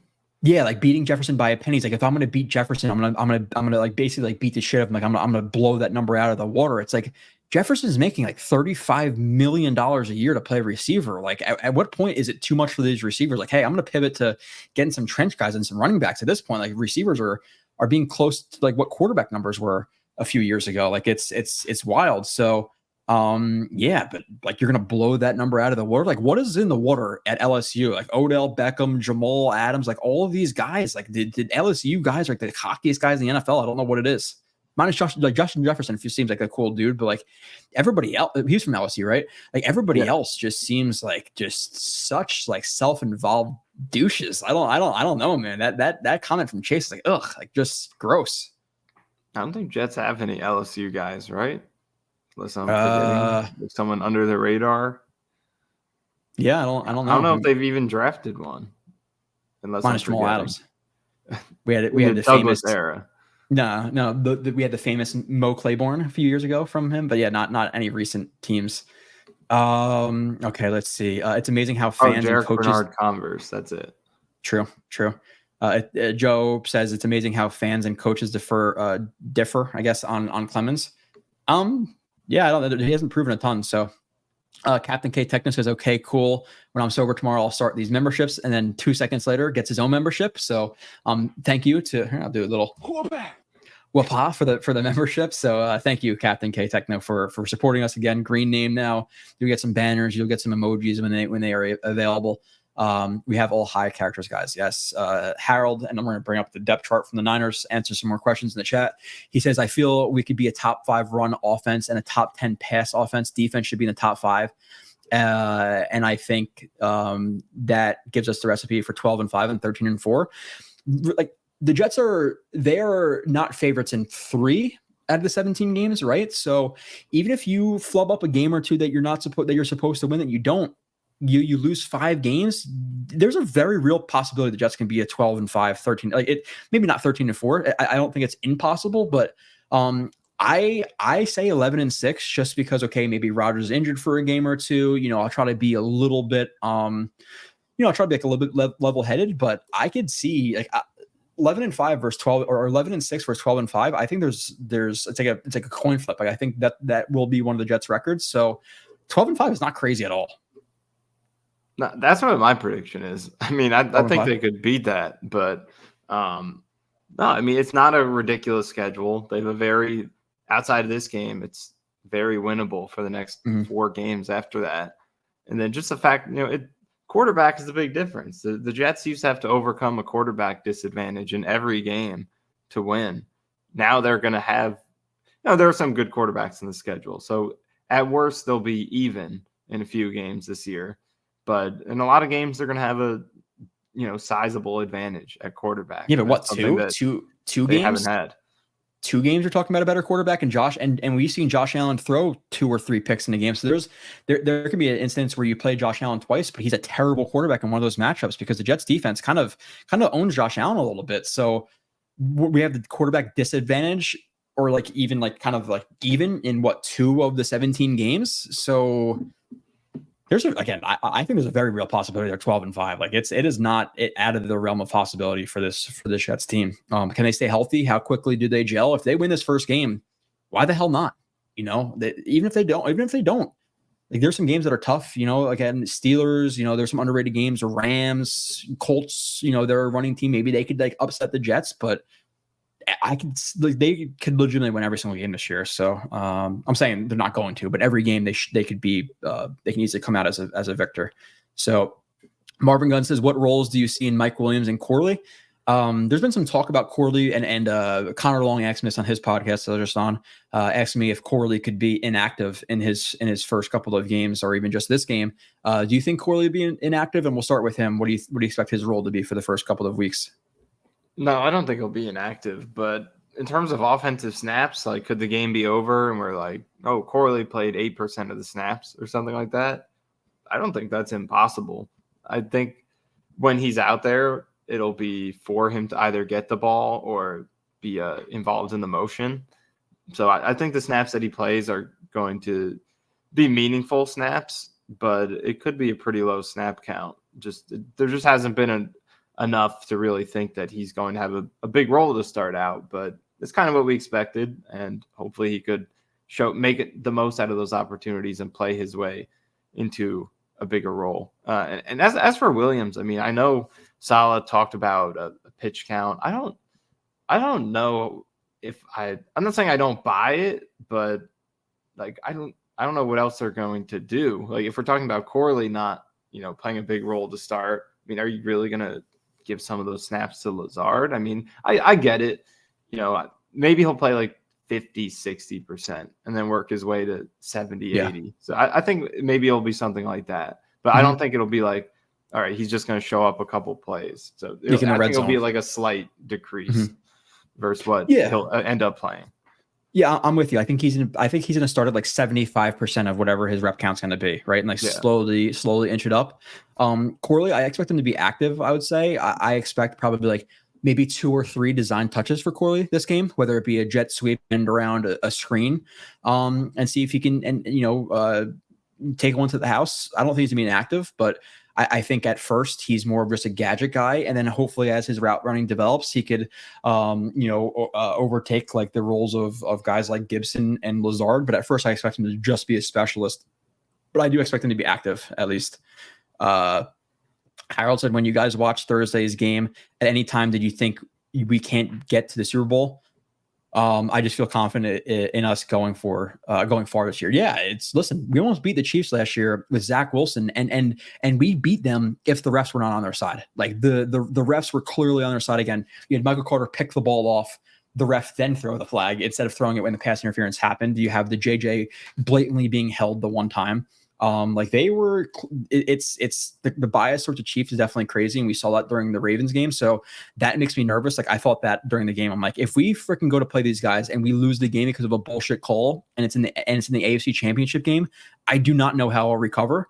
So I'm hoping it's not the Chiefs. We get to play the freaking Bengals or whoever else in one of those big games, because the refs clearly do have a bias towards them. But yeah, there was no point at that game where I was like, we can't beat these teams. The Ravens seemed to struggle a little bit on the offensive line. Like, and like people blame Lamar Jackson for that last play. There's an argument for both sides in terms of missing who he missed. Did he miss Rice in the end zone? There's schools of thought too where like, hey, Rice should have sat that down. Like you see a soft spot in the zone, your quarterback's on the move, stop and make it an easier target for him to hit than a moving target. So and with that being said, even if you do blame him for that throw, you're talking, if they didn't have Lamar Jackson's mobility in that game, they get torched. Like they were lucky they were in that game because of Lamar Jackson. Like he rushed the ball, I don't know how many times, probably like it was at least 12 plus or something like that. Yeah, I think they could beat the Ravens. I think they could beat the Chiefs. They are, I think legitimately, if you stack the Jets roster up against other rosters in the NFL, there's an argument for them to being the best, the second best, third best team in the entire NFL. I'm going to hear your answer. I'm going to jump off the stream for just a second. Yeah, I agree with that. I mean, look, Kansas City always turns it on in the playoffs. It's hard to doubt them until you get past them. And like Blewett said, there is now that fear of, are you playing against two teams when you play Kansas City? So always have to see that. But just we talked about it all offseason. Pure on paper talent-wise, the Jets are right up there with anybody, perhaps even above Kansas City. And, they have the quarterback and the coach and the one superstar weapon and a great defense to put them over the top. But if you went position by position, I think the Jets are right on par with them. Like they just have to prove it first, get their chemistry down, understand what their identity is, prove that they could beat great teams. But they have the capability to play with anyone. And it feels like for the first time since I've started watching the Jets that you could say that, and it doesn't really feel like you have to convince yourself of it. It's just like, no, Garrett Wilson can beat any corner. Sauce Gardner can cover any receiver. Quentin Williams could beat any guard.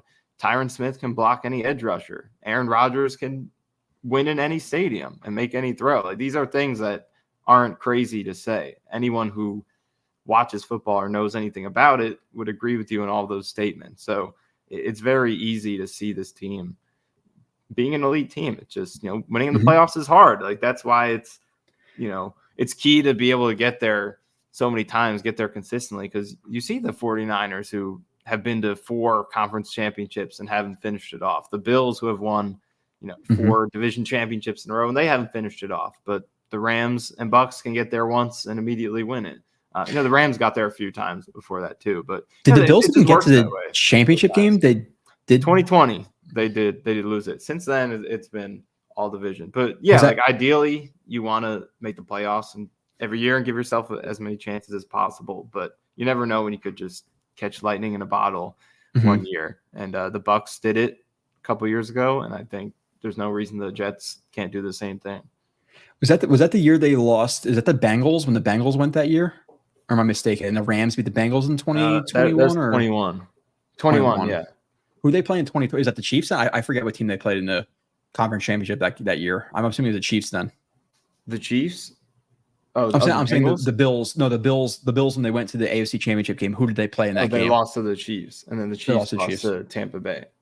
Okay, that was that year. All right. All high character guys except at the top. Are you talking about like Woody Johnson or Joe Douglas or something? I don't know. Mr. McMoney says thoughts on BMAC. I don't think you're referring to a player. I think our one caller, Bernard, goes by a BMAC. I think he's fine. I don't know. Am I supposed to have a different opinion of BMAC? Is something what's going on with BMAC? I don't know. I don't see him in here. I think he's fine. Let's throw him BMAC. Seamoon says opinion on Ruckert. Lot to prove, right? I think our tight end depth is a huge question mark. Ruckert, minus being a Long Island guy, has proven pretty much nothing at the NFL level. I would say that I think he's I think he's probably underrated as a route runner. I think he can run routes a little bit. He's very volatile as a blocker, really good blocks. He'll blow a guy up and then completely whiff on a guy. So he needs more consistency. I think he has upside as a pass catcher, but he's completely unproven, right? Like there's really not much to base our opinions on Ruckert. Like he hasn't done much. Yeah, I think he's a potential to be a solid second tight end. The few receiving opportunities he's gotten, he's made some good catches outside his frame, shown little flashes of route running, and the blocking is volatile, but it's, he has the potential to be a really good one because the peaks are really high, but it's just not very consistent. So he could be a solid second tight end, but it's just, not a lot of in the receiving game, not a lot of sample of opportunities. And then as a blocker, just not super consistent yet, even if the highlights are there. So he does have a lot to prove this year. And I think, the Jets want to run some 12 personnel, especially in this game. I think if Williams is going to be on a snap count, we don't know how the rest of that receiver depth chart is going to look yet. You want to run the ball. You want to send help at Bosa. I think we could see a lot of two tight ends in this game. Yeah, it's going to be interesting to see like what they do. I know you wrote an article about, I think it was Moses versus Bosa when they played, but Moses was getting a decent amount of help from the tight ends and stuff. And I expect the Jets to do the same. Like, I trust Tyron. I'm hoping, hey, just line up freaking Tyron Smith versus Bosa. Tyron Smith's going to lose sometimes, but Tyron Smith's good enough where I'm comfortable with that matchup. And then whoever we'll talk about the depth chart in a little bit, but the other D end, I'm faithful in Moses versus them. Now, if it is Bosa versus Moses, which we're expecting, give him some help, have McGovern or not McGovern, have Ruckert or Conklin like chip him a little bit. But I think the Jets can negate their pass rush as well. On the interior, like they have Hargrave, who's a good pass rusher, but in terms of a run defender, I'm relatively certain he's quite below average as a run defender, because he's lacking in size a little bit. So the Jets could do some damage versus this front seven, in my opinion, because of especially because of the physicality of their front seven. And it's funny too, Nania, and like I definitely see stats and stuff out there that people do not credit you or Rivka for, that people will throw out there on Twitter. I'm like, okay, just don't credit them. It's fine. But a lot of people now are suddenly talking about John Simpson. I think it's because Aaron Rodgers mentioned him, but specifically you, I've been, I'm more positive on Simpson, I would say, the average Jets fan, but you've definitely been kind of like, you've been conducting that train on Simpson, but just in terms of like the Jets, their physicality, and their talent on the offensive line, like the Jets can definitely dictate the game in terms of the trenches versus front seven of the Niners, because obviously Bosa is a good player, but if you get two hands on him, he's handled. And then past that, Fred Warner, I'm worried about in the run game, because he's an elite player. But past that, like, is there anybody else? The other five of those seven, are we concerned about anybody else in their front seven in terms of like stuffing the run? Well, yeah, the run game is a great matchup. I just think the Jets scheme versus their scheme is a great, very advantageous for the Jets. And then just looking at their run stopping talent, I talked about it before. They're already coming from a middle of the pack starting point last year, and they lost some players. I think the Jets are going to run the ball really, really well in this game. I feel confident saying that. It just comes down to, can you finish in the red zone? Can you protect the ball? All those things. Can you work the play action off of that? Because you do need to complement that. You're not going to win if it's just that. But I feel confident they're going to be very consistent with it and get 4 yards seemingly at will with Breece Hall. And even when they spell him, however many times they do that with Braylon Allen and Isaiah Davis. But yeah, in the pass rush, I wrote about it in the article, but Moses played him last year with the Ravens, a game that Baltimore won, and Bosa had no sacks and no hits in that game, only game of the year in which he did that. And it wasn't, and also like Bosa usually plays on that right tackle side. He moves a little bit, but it's like 70 to 80% right tackle. So yeah, it was mostly Moses, but when you watch the game, Moses, it wasn't like he was dominating Bosa. It was just, I went through the film and I counted it and charted all of it. But the number of times you saw either the running back chips them, the receiver, their 2 tight ends, they pull the guard towards them. They did everything to make sure that he was accounted for. And the reason you could do that is because, they have Ronnie Stanley, who's a good tackle and played really well in that game. But the Jets can do the same thing because they have Tyron Smith, who's, even much better than he is, because you could double Bosa as much as you want, and Tyron Smith's going to take care of business on his own. So that's what having him allows you to do, is you could send all your help wherever else you want to send it because he doesn't need it. He's going to be fine by himself. So it looks like he'll probably be facing Leonard Floyd for most of this game, who's a solid pass rusher, but not close to what Tyron Smith is as a pass blocker. And then in the run game, he's not a great run defender. So that's another matchup in the Jets' favor. So yeah, Jets offensive line versus front seven. I do like that matchup. Overall, the offense, I think this is going to be a high scoring game. Like, I don't know what the over under is, but I see this going high 20s. Maybe both teams break into the 30s. I'm kind of feeling that because I like both offenses matchups against the other defense. Super cringy interview, right, by Schefter. Like, why is he interviewing Floyd about carrying Rodgers? Like, it's the weirdest. Like, Schefter, he's a Jets fan, I think, like initially, but like he hates Rodgers like so much. Like, why are we gonna start interviewing players who hurt other players now? Like, what was that deal? And he kept going back to like trying to like blame like the fans or like whatever. Like, oh yeah, they attacked you. Like, oh yeah, they attacked me, whatever. He's like, how'd you feel about those attacks? Like, what is he supposed to say? Like, yeah, I felt great. Like, I love that people threatened my life. Like, what the dumbest shit ever. Schefter's become such a villain in the last 2 years. Like, that guy he's just a joke. I'm not blocked by him yet, but Rappaport blocked me. So at some point, Schefter will get me because I'm always calling him out. Yeah, he's very cringeworthy now. But Kev Shot is always surprised when I do a stream one week on like a Monday at 12, then like Friday at 9:00 at night. It's the schedule, Kev. I wish I could do a consistent day, Wednesdays at 8 or something like that, but with the schedule I have, I can't. So yes, a Saturday stream.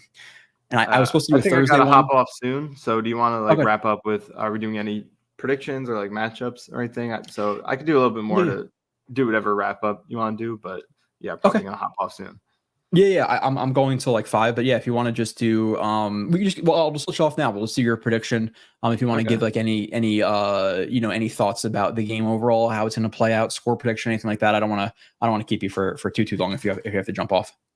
Yeah, I mean, for my prediction, I think I forget the exact. It may have been 20. Yeah, I think I said 26-20 on Cool Your Jets in favor of the 49ers. I have to do it because after this game, there's not going to be a lot of days where I'm predicting the Jets to lose. Honestly, am I even going to do it again this season? I don't know. So I kind of have to in this game, but that's not to say I don't think they can win or that it affects how I'm going to root for the game.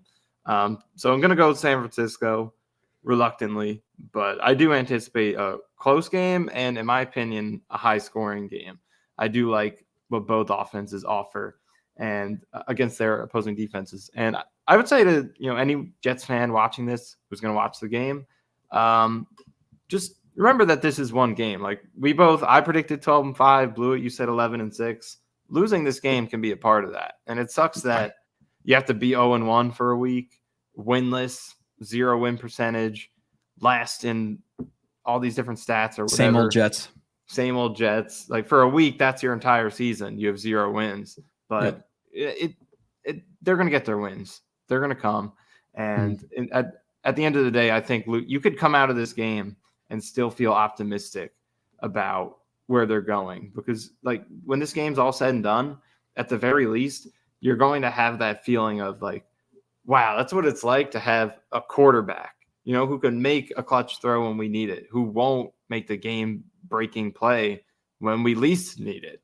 And then all the other things that come as a byproduct of having that quarterback, just how high Breece's ceiling is, how high Garrett's ceiling is, what this offensive line could do. You could see all those things and still lose this game, because this is the hardest team that the Jets are going to play. So some of the things that look like problems in this game probably aren't going to be problems against the Titans and the Patriots.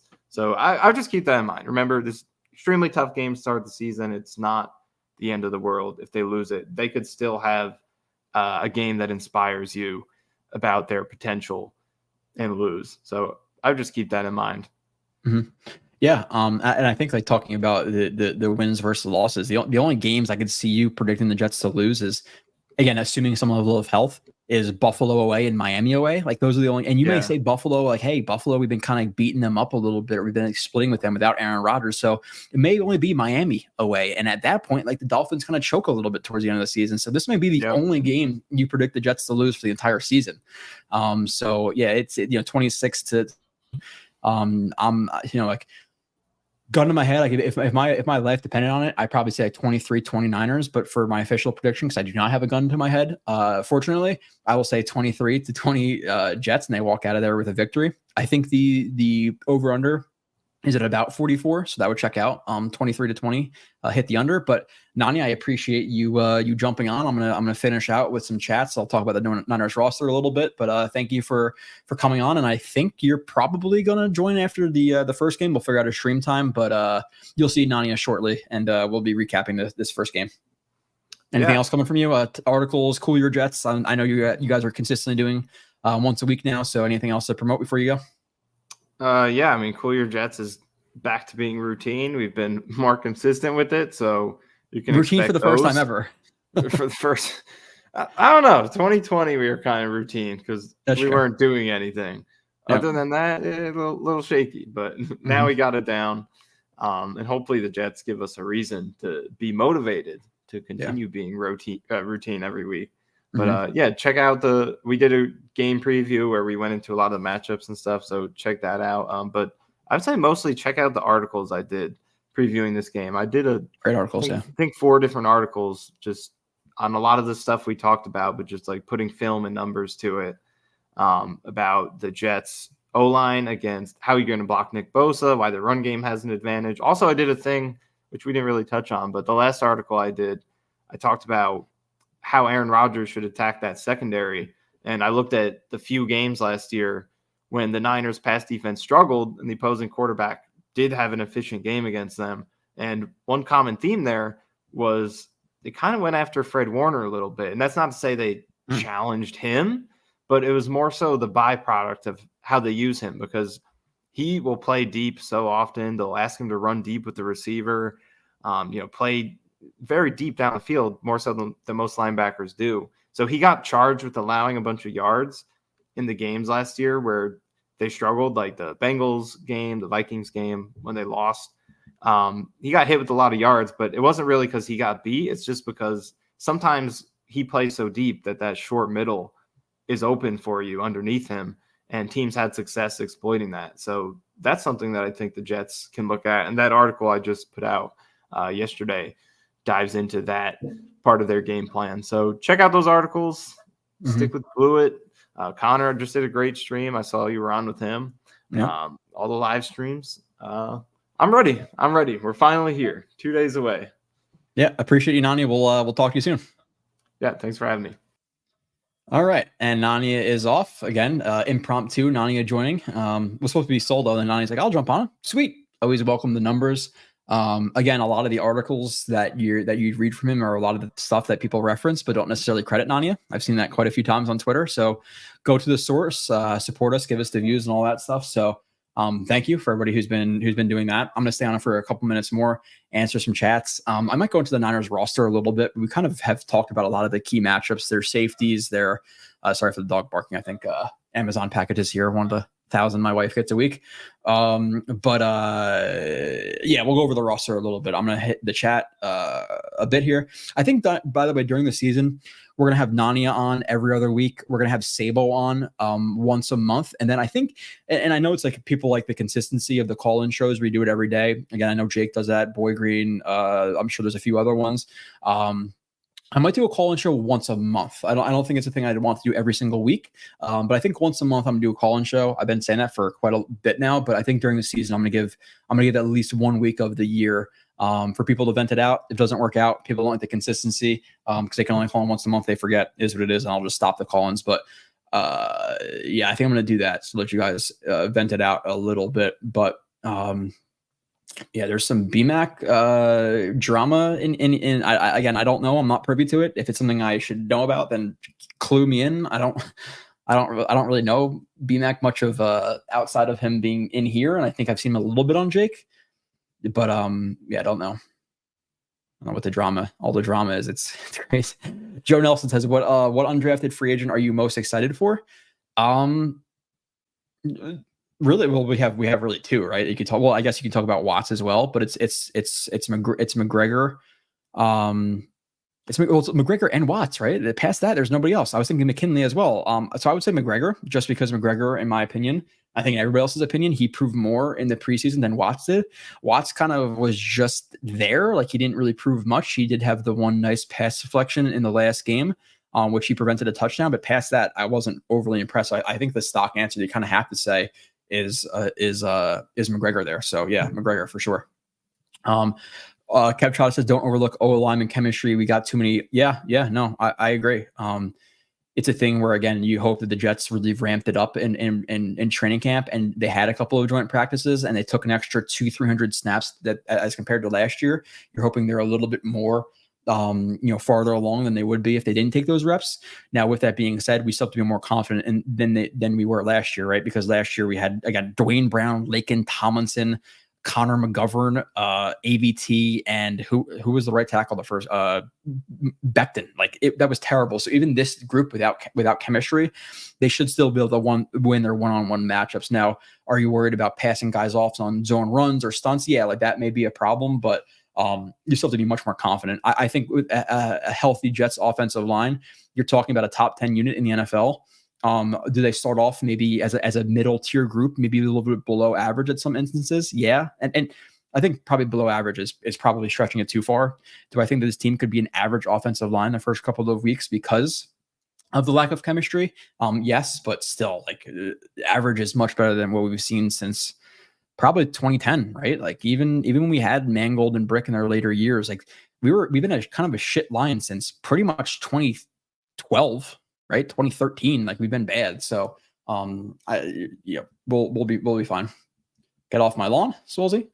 Okay, I'm sorry for being on your lawn. The new guys are vets. I don't think it'll be a big problem, Kev. Yeah, again, you're adding Morgan Moses, 33 years old, has been around the team. Again, taking extra snaps. Tyron Smith. It's a good point, right? It's not like it's Fashanu who's a new offensive lineman. You're talking about Tyron Smith. We should be fine. We should be fine. Now, is it a factor? 1,000% it's a factor, Kev. They're not going to be as good as they are in week 17, assuming health, as they are in week 1. Or sorry, they'll be better in week 17 than they will be in week 1. But how much so? Let's see. First game, I want Aaron Rodgers ASAP. No scrambling. Let O-line build rhythm. Okay. Let's see. Super chat. No skills. I appreciate it. Tongue in cheek. What's the most likely reason for Rodgers having his first heated silent interaction that media will blow out of proportion? Wow. The most likely reason for Rodgers having a first heated silent interaction.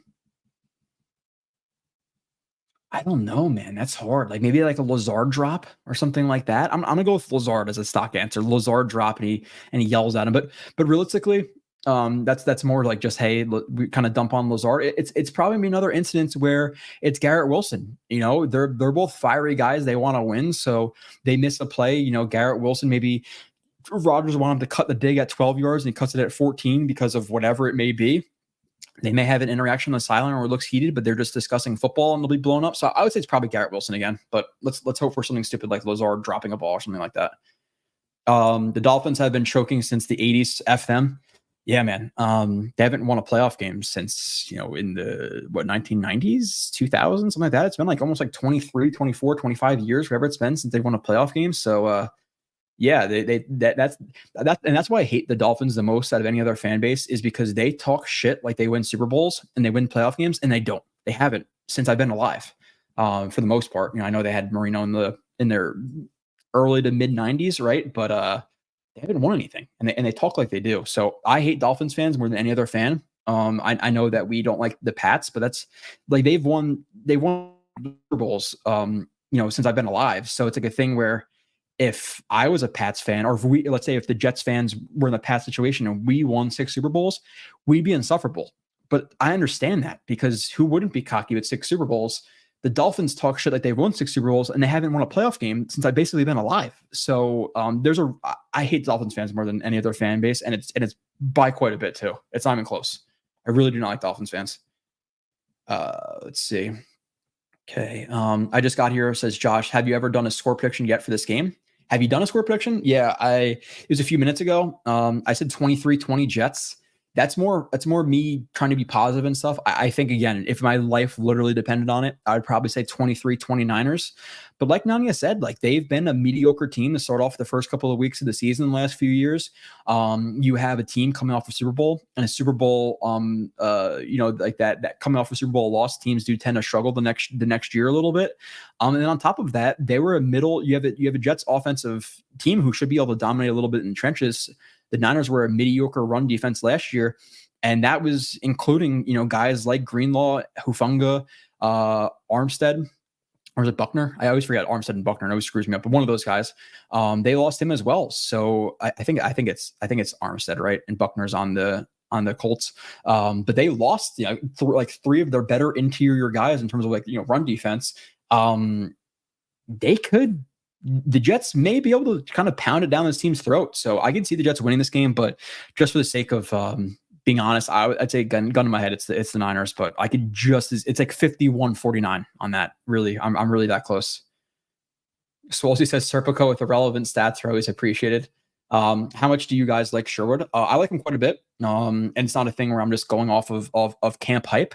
I did a film review of him, Seamoon, which now that you remember, when the new ones come out, you're gonna get the whole reviews. But I did a review of him last year. When he was playing, he was good last year, like very, very good last year. So I was quite happy to watch back his film. So I think what's most likely going to happen is Mosley's on the team for this year, maybe next, and then Sherwood probably takes his role after that. And they're going to have to re-sign Quincy too. Quincy's, he only had a 3-year deal.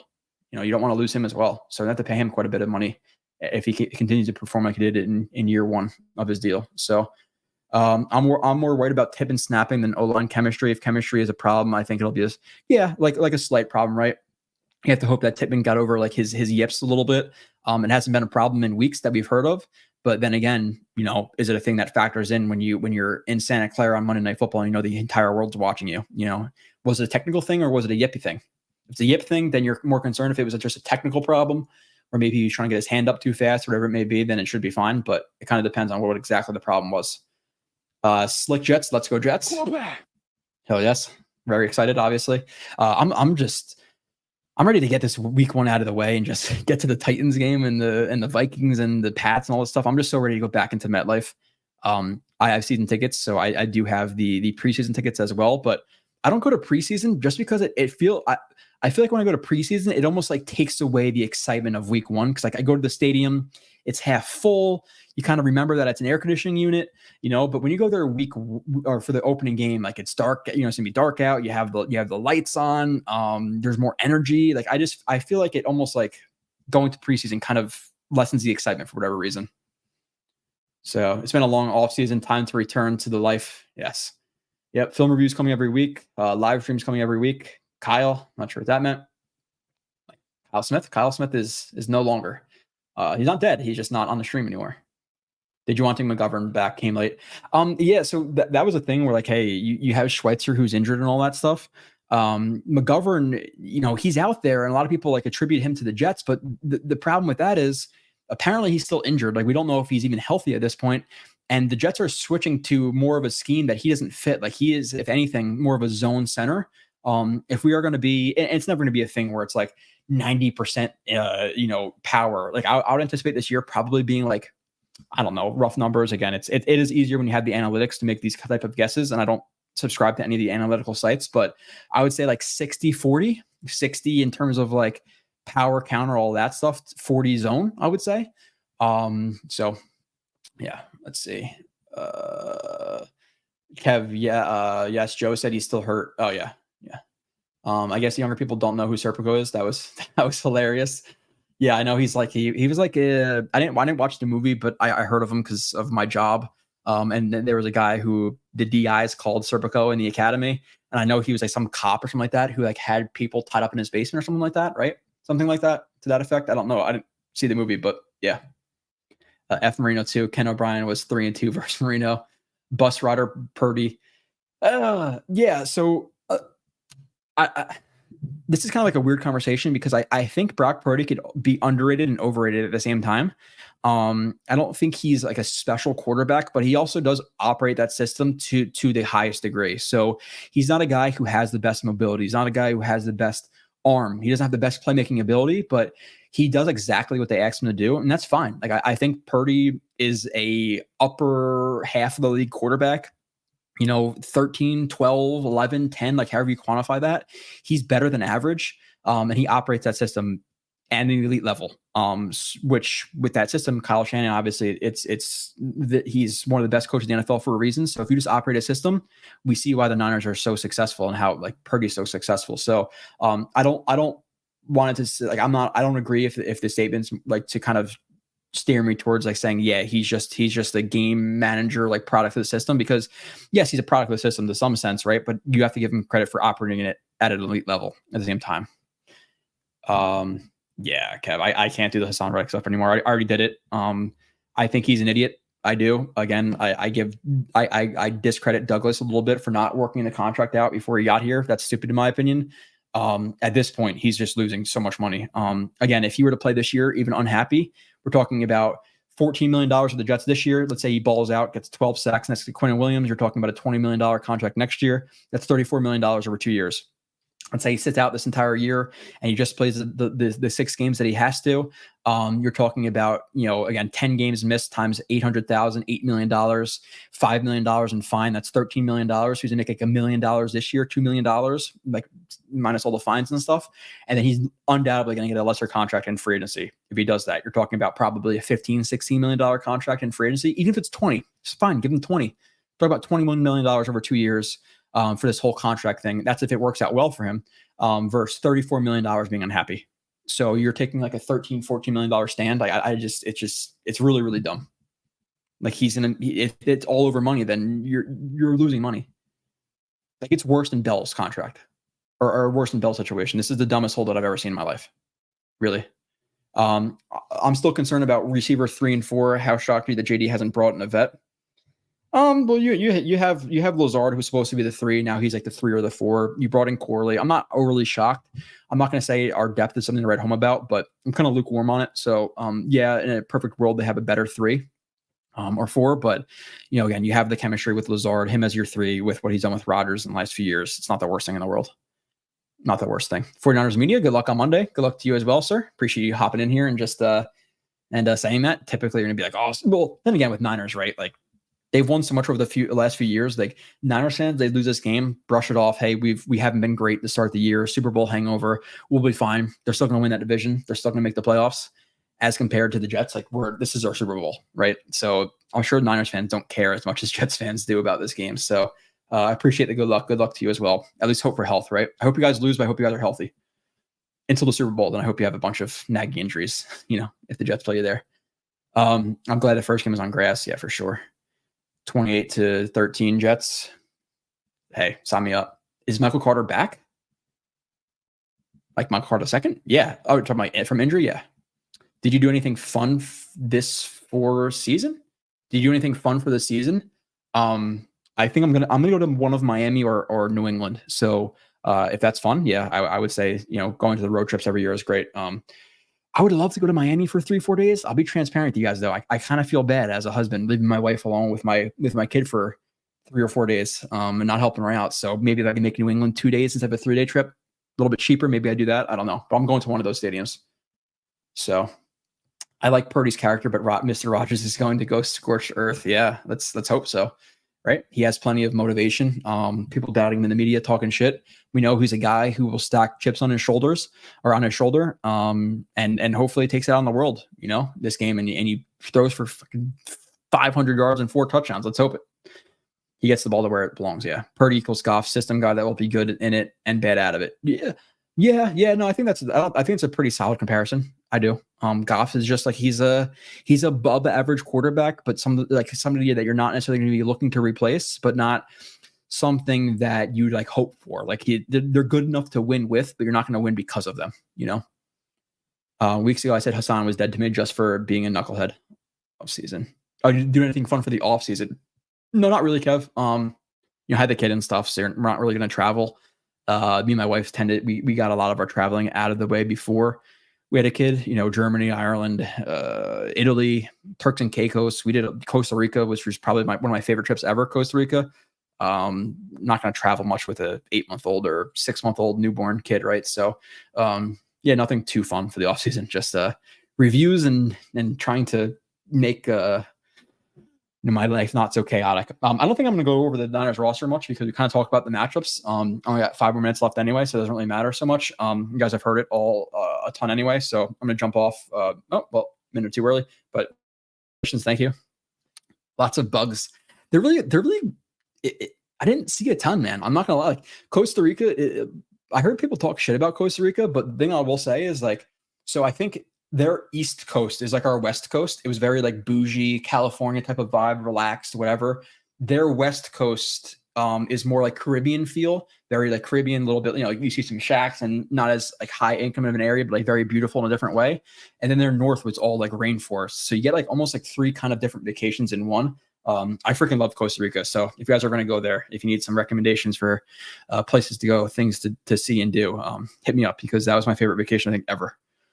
Italy was awesome too, but a little bit more like business like you see a lot of shit. Costa Rica was more relaxed and cool. So what do you think Reddick's end game could possibly be? I don't know, dude. Pride.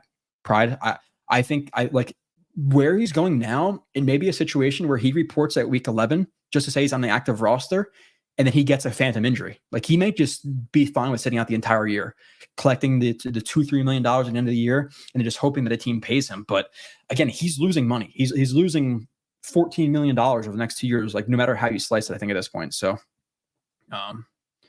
yeah. Dano says, Joe, what is JJ's ceiling? I guess I'm getting pushback about his potential as a pass rusher and whether he could add more tricks to his bag than we've seen in the past. Yeah, like I don't want to put a ceiling on the guy necessarily. Do I think he's ever going to be Von Miller, TJ Watt guy getting 20 sacks a year? No. Do I think JJ, like in my realistic ceiling for him, do I think he could be like a 10-11 sack guy and be a very good edge defender, like a run stopper? I think that's probably what he'll end up being, which is fine. Like you at pick 26, 27, whatever he was, you side the dotted line for an elite run defender and a guy who's going to get you 10, 11 sacks. Now, the thing with JJ is there's a question because like let's be real here. You look at the 7.5 sacks he had last year. One of them in the first game was clearly just by design on a stunt, which Josh Allen stepped up right into him. And then at least another 3 or 4 were more effort than it was him just beating his guy cleanly one-on-one. So you have about 4 or 5 sacks that were more effort or design than it was just him clearly beating a guy. So if he doesn't improve as a pass rusher, you can see him only have 5 sacks this year. If he does improve and he starts beating guys more one-on-one, I think he could be a guy because of the technical soundness, the power, and the effort he has. I think he could be a 10, 11, 12 sack guy a year and then be a great run defender, which again, you said another that line for. I don't think he's bendy enough to be again, a TJ Watt or anything like that. But yeah, I think that's kind of my answer. I went to Costa Rica, then Colombia. Colombia changes everything. I'm sure you had some fun in Colombia, right, Kevin Trada? I heard it's quite the experience there, especially if you are not linked up to any females. If you are free and single, I heard Colombia is quite the place to be. That's all I'll say. First TD is pass or run. That's hard, man. I think the Jets will dominate a little bit in the ground game, but let's go with like something random as hell. Maybe I should do this on DraftKings. Maybe like they're gonna like play action roll out, and like somebody that doesn't get a lot of attention is gonna leak out on like a he's gonna like leak out of the backfield, or like a split zone bluff, and he's gonna leak out on like a slide route. Like give me like a Jeremy Rucker, like uncovered type of touchdown. That's what I go with. Reddick is starting a rap group with Le'Veon Bell, probably going to take up boxing. Dano says, I'm hoping he's learning from Will McDonald and eventually Reddick. Tyron Morgan, assuming. Yeah, listen, like it's great that he's learning from vets like Morgan Moses and Tyron Smith, right? But just being transparent about his 7.5 sacks, it's not like 7.5 of them were just him cleanly beating a guy. So streaming, absolutely not, Kev. I can't. Not that I can't, like physically. It's a thing where, one, I will regret what I say. And I like to pay attention to the game, right? Like I don't want to be preseason. If I'm looking at the chat and stuff and I miss a play or miss the start of a play, fine. But one, I'll be at all the home games -1. And two, I will regret what I say. I will get canceled. No doubt. So first TD, play back to Rodgers. Not sure. Okay. So 2 hours. I appreciate you guys. I will be on after the game, 23-20 Jets. If you're going, stay safe. That's quite a dangerous stadium with like gangs and people getting stabbed and shit. So be careful. I'll be back sometime next week. Game is Monday night. I'm hoping to get my film done by Thursday. You might have like a Friday afternoon stream. It might be a Thursday afternoon stream. I'm not sure. Again, job, kid, all that stuff is kind of hard. There might be a day where I can get 3 hours of film in, and then there's a day where my kid shits all over the couch and I can only get an hour in. So it kind of depends on how my life goes. But I'll get out all the stuff as soon as possible. So make sure you stay subscribed so you get alerts when we go live. Again, consider becoming a member of both JetX and the YouTube. Follow me on Twitter. Again, 500 away from 10,000 and 180 away on here from 10K as well. So let's get both my Twitter and the YouTube to 10K. I've been working quite a bit for both of them to hit 10K. So do that. I'd appreciate it. Be positive. Thanks, Joe. Dano going live. Oh, Dano, there you go. Stream when you can't sleep. Okay. I appreciate you guys. I will see you after the Jets collect that dub. Thank you, John, for subscribing.